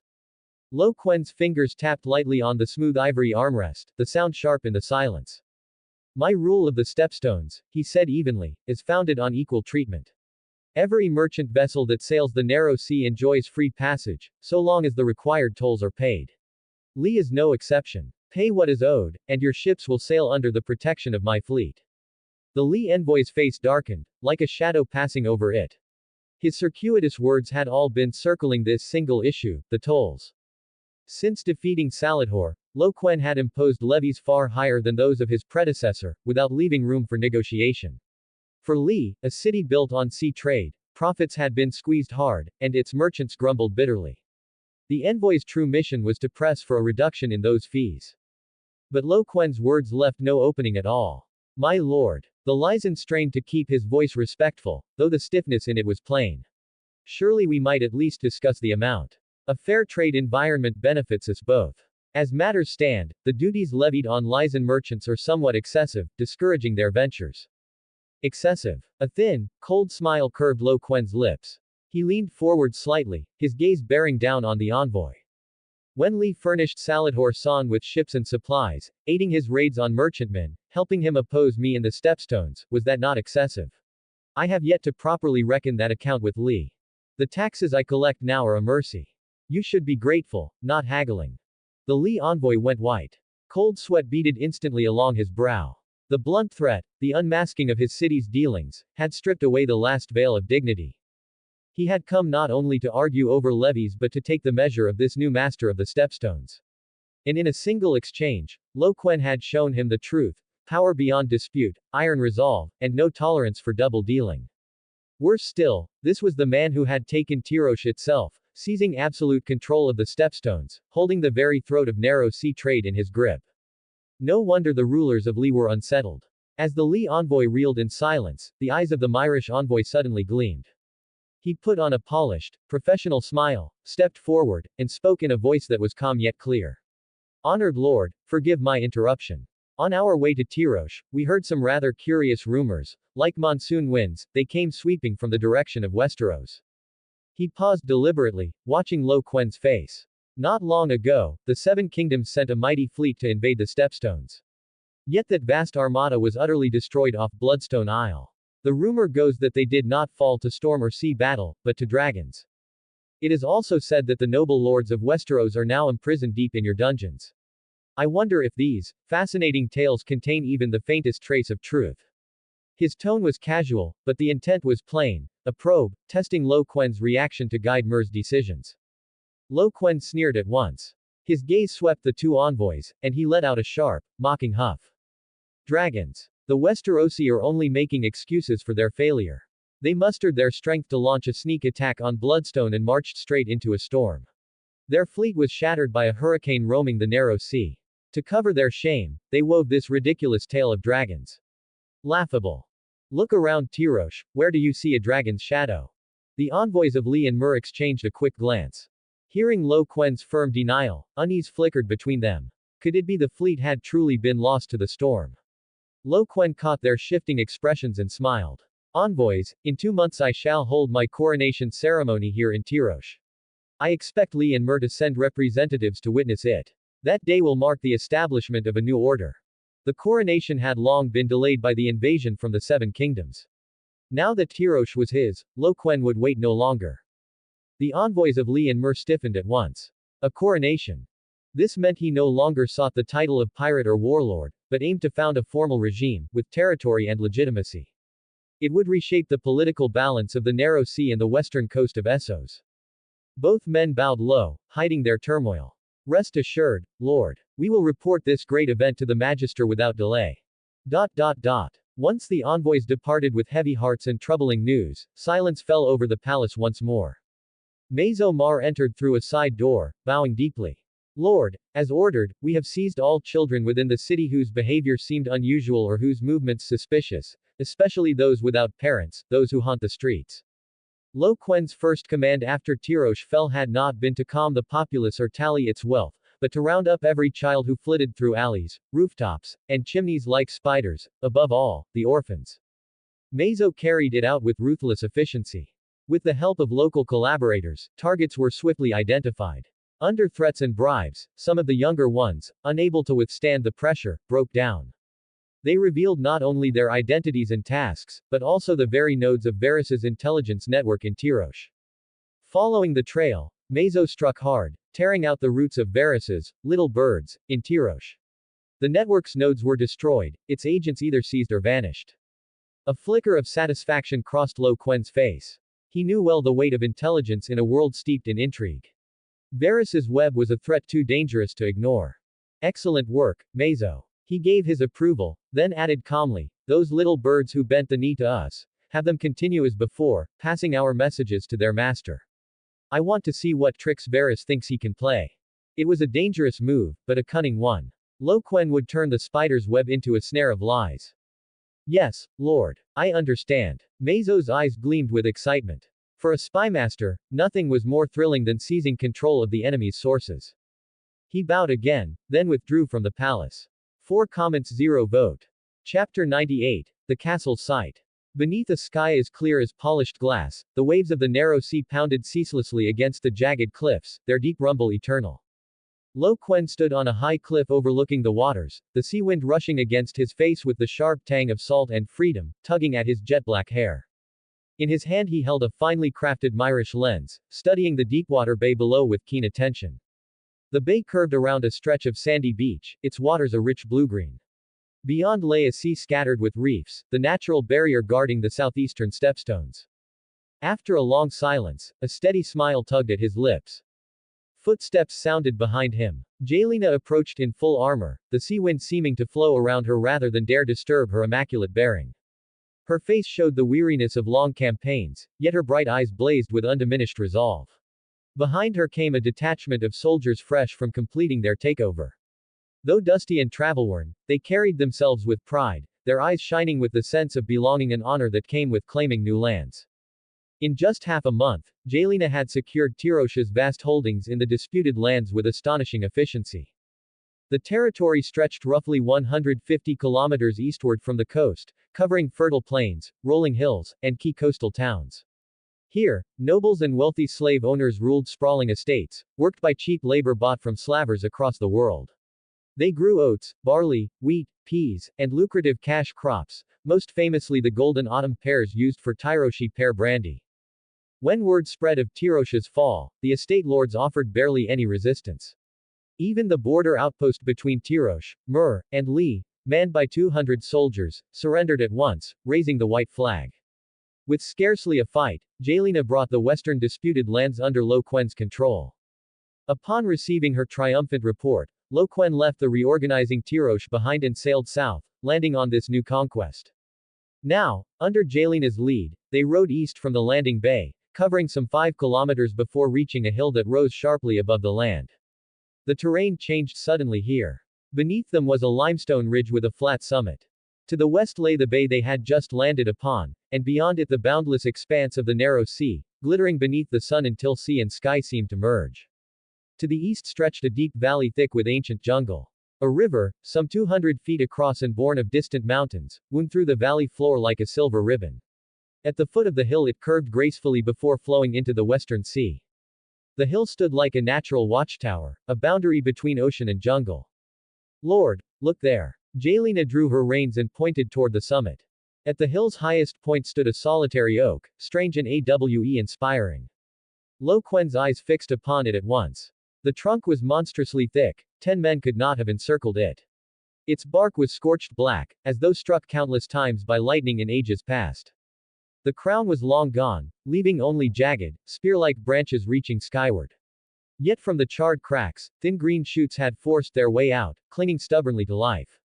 From a distance, the remnants of its crown resembled a vast, twisted circlet of black wood, looming upon the hilltop like a shattered diadem. More striking still were the roots. Massive and gnarled, they sprawled across the ground like the bone talons of ancient dragons, clutching desperately at the earth, a grim testament to the tree's fierce and tragic will to endure. This is the Tree of Crowns. 30 years ago, the Ninipeni kings swore their blood oath here, and from it their conquest was born. Jelena's voice carried on the wind. Quen fixed his gaze on the ancient, blackwood crown, a tide of thoughts surging in his chest. The 9 would-be kings had long since crumbled into dust, yet this tree, their witness, their symbol of ambition and oath, still endured, stubbornly alive, watching a new conqueror set foot upon its hill. As he studied the tree, another question pressed into his mind. Where should he build the capital of his kingdom? Tyrosh seemed the most immediate choice. But Tyrosh was poorly placed, perched at the northeastern edge of the stepstones, exposed to both the Sea of Mirth and the narrow sea, with no defensive depth. Its isolation on an island meant nearly all its food must be shipped from inland estates. Any campaign into the disputed lands would require crossing the sea, a dangerous gamble. And Tyrosh itself was a trading city, not a fortress. Quen's eyes swept across the limestone hill beneath him, to the deepwater bay below, then around the rugged terrain, built by nature to be defended. An idea sprang up within him, clear and strong. Like Aegon the Conqueror, he would raise his fortress on the mainland, stone and fire to rule the disputed lands. He unrolled the map of the disputed lands taken from the Archon's palace in Tyrosh. His finger pressed down on the mark for this bay. It lay some 200 kilometers southeast of Tyrosh's main island. The bay's entrance was hidden and treacherous. To sail onto the Torturer's Deep at the southeastern stepstones, one would have to round a narrow peninsula, nearly 200 kilometers of difficult navigation. Better yet, to the west stretched the reef-choked stepstones, a natural island maze guarding the bay like a ring of loyal sentries. Any fleet attempting a direct assault would first have to pick its way through those traps of rock and shoal, all the while facing fire from stepstones' strongholds along the way. By land, the east was barred by jungle valleys, the north and south by the disputed lands already firmly in his grasp. It was a fortress site born from the earth itself. Quen studied it with growing satisfaction. The tree of Crowns Bay was strong by nature, hard to take, easy to hold. 4 or 5 kilometers away, beside the bay, lay the remnants of an abandoned wharf village, some 40 or 50 households. The site was perfect for building a great harbor, the landing point of his future city. His eyes returned to the crownless oak and the hill beneath his feet. The vision was already clear in his mind. He pointed to the hill on the map and said to Jelena, "Here. This is where we'll raise our castle. The main keep will stand atop the hill, the slope ringed with curtain walls and towers. A marble avenue will run down the hillside to the harbor. And if the harbor grows into a city, we'll build another wall around it." Quen spoke with mounting excitement, laying out his design for the fortress to come. 1 comments 0 vote. Chapter 99, The Slave Plantation. Jelena couldn't help but ask, "Lord, for such a massive project, will we need to draw slaves from the estates?" The Archon of Tyrosh and Greenbeard had owned vast estates and lands, long managed by stewards and worked by slaves, now all in their hands. Quen shook his head. "No. A work of this scale will take at least 10,000 laborers. The captives from the 7 kingdoms eat our food every day, it's time they earned their keep." His confidence in raising a castle came from the 70,000 captives under his control, 20,000 strongbodied soldiers and 50,000 laborers and sailors. Quen recalled how stone castles in the medieval age of his past life had taken years to build. For example, a tower of the 10th century Château de Langis in France, measuring 10 meters long, 17.5 wide, and 16 high, with 1.5 meter thick walls containing 1,200 cubic meters of stone, had required 83,000 man-days of labor. Looking over the summit's size, Quen resolved to raise a square Norman-style keep, 50 meters on each side, rising 80 meters high, with walls about 4 meters thick. Around it he would build a curtain wall, some 30 meters high and 5 meters thick. Within this enclosure, at least 4 towers reaching 100 meters high and 1 gatehouse would stand. Beyond the first curtain wall, he would add another ring, with at least 9 towers and 1 gatehouse. And beneath the fortress, Quen planned not only cellars but secret passages like those hidden in the Red Keep. The sheer scope of it all made his scalp prickle. By his rough estimate, it would demand hundreds of times the labor of the Langis Tower. But with 70,000 captives, the timeline shortened dramatically. Pushed at full pace, it could be finished in about a year. Yet Quen's ambitions did not stop there. Once the castle stood, he would build a great harbor, and a stone road to link the two. With the plan set, he ordered all 70,000 captives brought here. He also commanded that 1,000 Tyroshi craftsmen be hired to draw up the castle's plans. The artisans of Tyrosh were famed on both shores of the narrow sea. Not only did they craft weapons and armor of renown, but they excelled at raising splendid palaces. The gems and mother of pearl adorning the Archon's palace were proof enough. Gesturing to the hill before them, Quen declared, "From today, the town that grows around this harbor shall be called Crown Town, and our castle shall be named Conquest Keep." With Crown Town and Conquest Keep settled, Quen did not hurry back to Tyrosh. He needed to know more about this land that would soon be his foundation. Riding beside Jelena, with a small band of elite guards, he set out from the yet unbuilt Crown Town, following the winding lanes between estates northeastward at a slow patrol. In the long summer, the western disputed lands bloomed with life. Broad plains stretched in neat strips of fields, divided by low hazel hedgerows. Oats, barley, wheat, and peas thrived under the season's enduring warmth, their green leaves shining richly beneath the sun. Here, without the burden of winter crop rotation, there was no three-field system. Farming was cruder, but the abundance of sunlight and heat made up for it. Beyond the grains, orchards dotted the countryside. Vines climbed their trellises, while branches sagged under the weight of golden autumn pears. The air itself seemed steeped in the promise of wine to come. Yet beneath the pastoral beauty lay harsh dissonance. Passing a large estate, the crack of a whip and the cry of pain tore the calm apart. A burly master, with hair like fire and a thick red beard, lashed a leather whip down on the back of a small, dark-skinned slave, clearly from the Summer Isles. Faster, you lazy black coal. If you don't finish this mulberry grove before sundown, you won't eat tonight. The whip snapped again, carving bloody stripes across the boy's thin back. He trembled, tears mingling with sweat as they dripped into the dirt, but dared not resist. He could only force himself to pick faster, and faster. Jalena's brows knitted tightly, a flicker of reluctance in her eyes as she lowered her voice to Lo Quen. Lord, should we stop him? Lo Quen's gaze swept across the orchard, then lingered on the distant figures of slaves laboring silently in other estates. Slowly, he shook his head. Slavery was not only the foundation of Tyrosh, but of all the free cities. In the capital of Tyrosh, slaves even outnumbered freemen, and here in the countryside they were the very lifeblood of the estate's economy. To save one person was simple.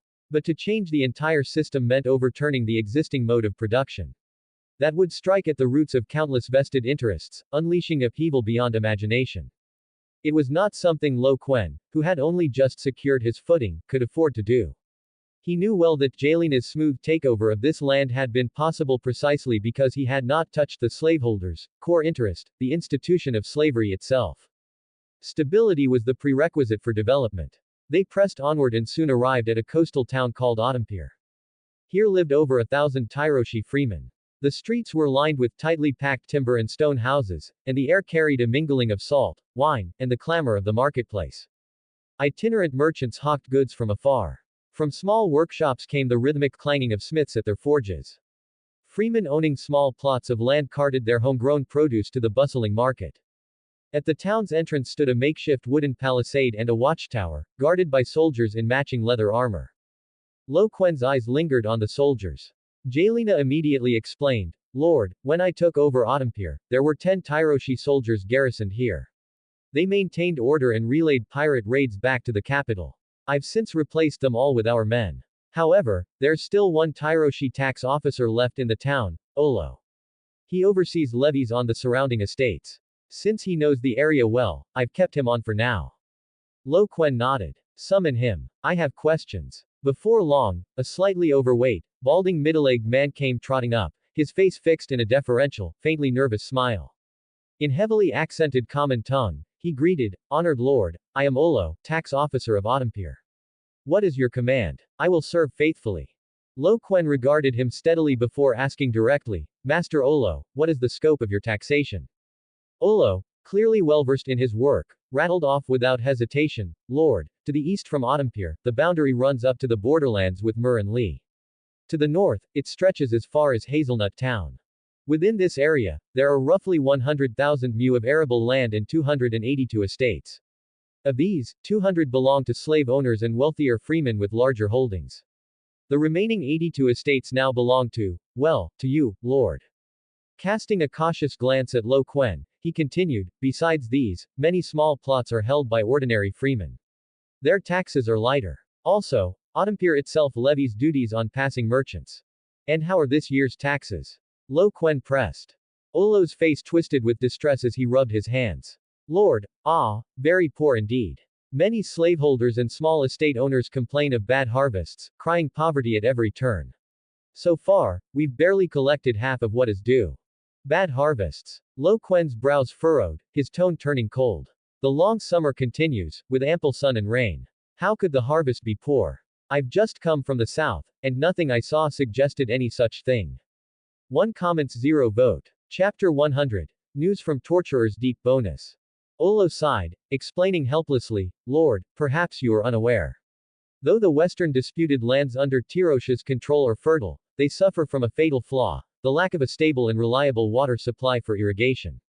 Most estates must rely solely on rainfall, planting only the more drought-resistant crops. But you've felt the scorching heat of the long summer yourself. When there's no rain for days on end, the fields wither easily, especially those small estates and freeholders, plots far from rivers and without wells. Their harvests are the most unstable, and their tax arrears the worst. Lo Quen immediately saw the root of the problem. The water supply. Why haven't canals been built for irrigation? A look of embarrassment crossed Olo's face. Lord, the water rights have long been monopolized by the large estate owners, especially those estates once belonging to the Archon and his elder brother.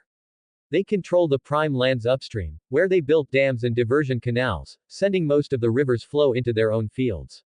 Small estates downstream, or freeholders far from any source, can only watch helplessly, or else pay outrageous sums to buy water. How could they possibly afford to build their own canals? Without water, harvests are naturally poor, and taxes fall short. What you saw earlier all came from the estates of those great lords, alas. Quen finally understood. The archons of Tyrosh were chosen through bribery, and thus almost always wealthy merchants or nobles. Once elected, they used their office to line their own pockets in the disputed lands, entrenching both their wealth and their power. It was a vicious cycle. The rich grew ever richer, and the poor remained trapped in poverty. Quen could not allow that to continue. He need not abolish slavery. After all, Tyrosh's slaves were mostly foreigners from the Summer Isles or the Basilisk Isles, not native free folk. But he could not ignore the way the great nobles hoarded water through their power, leaving small estates and private plots to fail. His eyes turned cold as he looked to Jelena and Olo, his tone sharp and absolute. Send out my orders immediately. First, all estates under our name must open their water sources. They are to provide irrigation water to downstream estates and private lands in fair proportions, with no excuses for delay or obstruction. Second, select 1,000 able-bodied men from the Seven Kingdoms prisoners, preferably those with experience in earthworks. Under the direction of our foreman, they will first survey and design a main irrigation canal around Otampir. Other towns suffering severe shortages will have their own canals built in turn. Third, Master Olo, the next time you collect taxes, you will deliver these two commands clearly and word for word to every estate owner and freeholder. Tell them this is the will of their new ruler. If any man dares give lip service while secretly blocking the water or resisting canal construction, I will see his head on a spear. Yes, my lord, Jelena answered solemnly. Olo bowed hastily. At once, my lord. I will deliver the message. Inwardly, he was shaken. This new master's methods were harsher and far more pragmatic than those of the old. Quen gazed over the land before him. It seemed bountiful, yet hid grave weaknesses. His mind was already calculating. The long summer would last only a few more years at most. Grain and coin were the lifeblood of his future conquests, and he must hold them firmly in hand. As for the greedy great estate owners who thought only of themselves, when he returned to Tyrosh with time to spare, their reckoning would come. Just as Quen and Jelena were about to continue northward to inspect other towns, the rapid thunder of hooves came from the south. A dust-covered messenger galloped into view, leapt from his horse before Quen, and thrust forward a letter sealed with the distinctive wax of Torturer's Deep. Breathless, he cried, Lord, urgent news. From Torturer's Deep. Quen's heart gave a jolt. He tore the seal with a nail and unfolded the parchment. Familiar handwriting met his eyes, but the words made his pupils widen, a rush of indescribable joy flooding through him like warmth after cold. It was Janice's own hand. The young dragon was about to hatch. In an instant, the immense joy swept away all the fatigue of his inspection. Quen did not hesitate a moment longer. He jerked the reins hard and gave Jelena a curt order. Jelena, the follow-up here is yours. Make sure the orders on water supply and canal construction are carried out. Before the words had fully left his mouth, he had already wheeled his horse around and was galloping toward Crown Town in a cloud of dust. Jelena watched his figure fade into the distance, then quickly composed herself and began issuing orders with methodical precision. The swift ship carried Quen, restless to return, slicing through the waves as it sped south along the coast. When the familiar, hell-like cliffs of Torturer's Deep came into sight, he saw that at the mouth of the narrow channel, barely wide enough for a single ship, there now stood a massive, imposing stone gate, rising tall at the base of the cliff hundreds of feet below. This, Gate of the Abyss, completed only after Quen had seized Jawbreak Island, was a labor of immense effort. Now it loomed like a loyal sentinel, silently guarding the hidden harbor within. The vessel passed through the heavy gates and entered the relatively calm, fan-shaped deepwater port inside Torturer's Deep. Janice and Archmaester Marwyn were already waiting at the dock. Janice wore a simple lavender gown, her silver-gold hair gleaming like molten silver even under the dim light. Her flawless face could not hide the excitement and anticipation burning within her. Archmaester Marwyn, on the other hand, looked furious and barely able to contain himself. The moment Quen set foot on the dock, Marwyn stormed forward, his red nose flaring as though about to spew sparks. Boy, when you tricked me into coming to this cursed place, you never told me you were hiding something like this. Lowering his voice, he cast a wary glance at the dragon soul guards standing silently nearby. Then he leaned close to Quen's ear, hissing in a hoarse whisper. Dragon egg fossils, and Janice's surname is Baleres, and those dragon soul guards, every one of them is a corpse. And the magic books, Janice only told me you brought them out of Tyria. That place is death itself, how did you even escape? The old maester's curiosity and astonishment had completely boiled over, his questions firing at Quen like a relentless barrage. But Quen had no patience to recount his adventures in Valyria. He waved his hand dismissively, his eager eyes sliding past Marwyn to Janice, and the passageway behind her leading toward the living quarters. Archmaester, we'll speak of your questions later. For now, take me to the dragon eggs. The chamber where the eggs were kept had once been Quen's own bedroom in Torturer's Deep. 3 awakened dragon eggs rested carefully on trays lined with soft velvet, placed atop a stone table in the center of the room. One glowed with deep violet, another with the crimson hue of congealed blood, and the third shone with a sharp, pure silver. They looked nothing like when Quen had last seen them. The fossil-like stillness of their shells was gone. The fine, scale-like patterns along the surface seemed to stir with life, glowing softly yet unmistakably from within. Purple, red, and silver light intertwined, flowing across the room until it shimmered with a dreamlike radiance. The air itself was thick with a strange warmth, laced with the acrid tang of sulfur and the pulse of living breath. If you'd like to support my work and unlock advanced chapters, you can follow me on Patreon. Up to 50 chapters ahead for now. Patreon.com/BlurryDream. Every new review helps the FIC grow, and unlocks extra chapters as a thank you to readers. Current reviews, 11/15. Bonus chapters released, 06/10.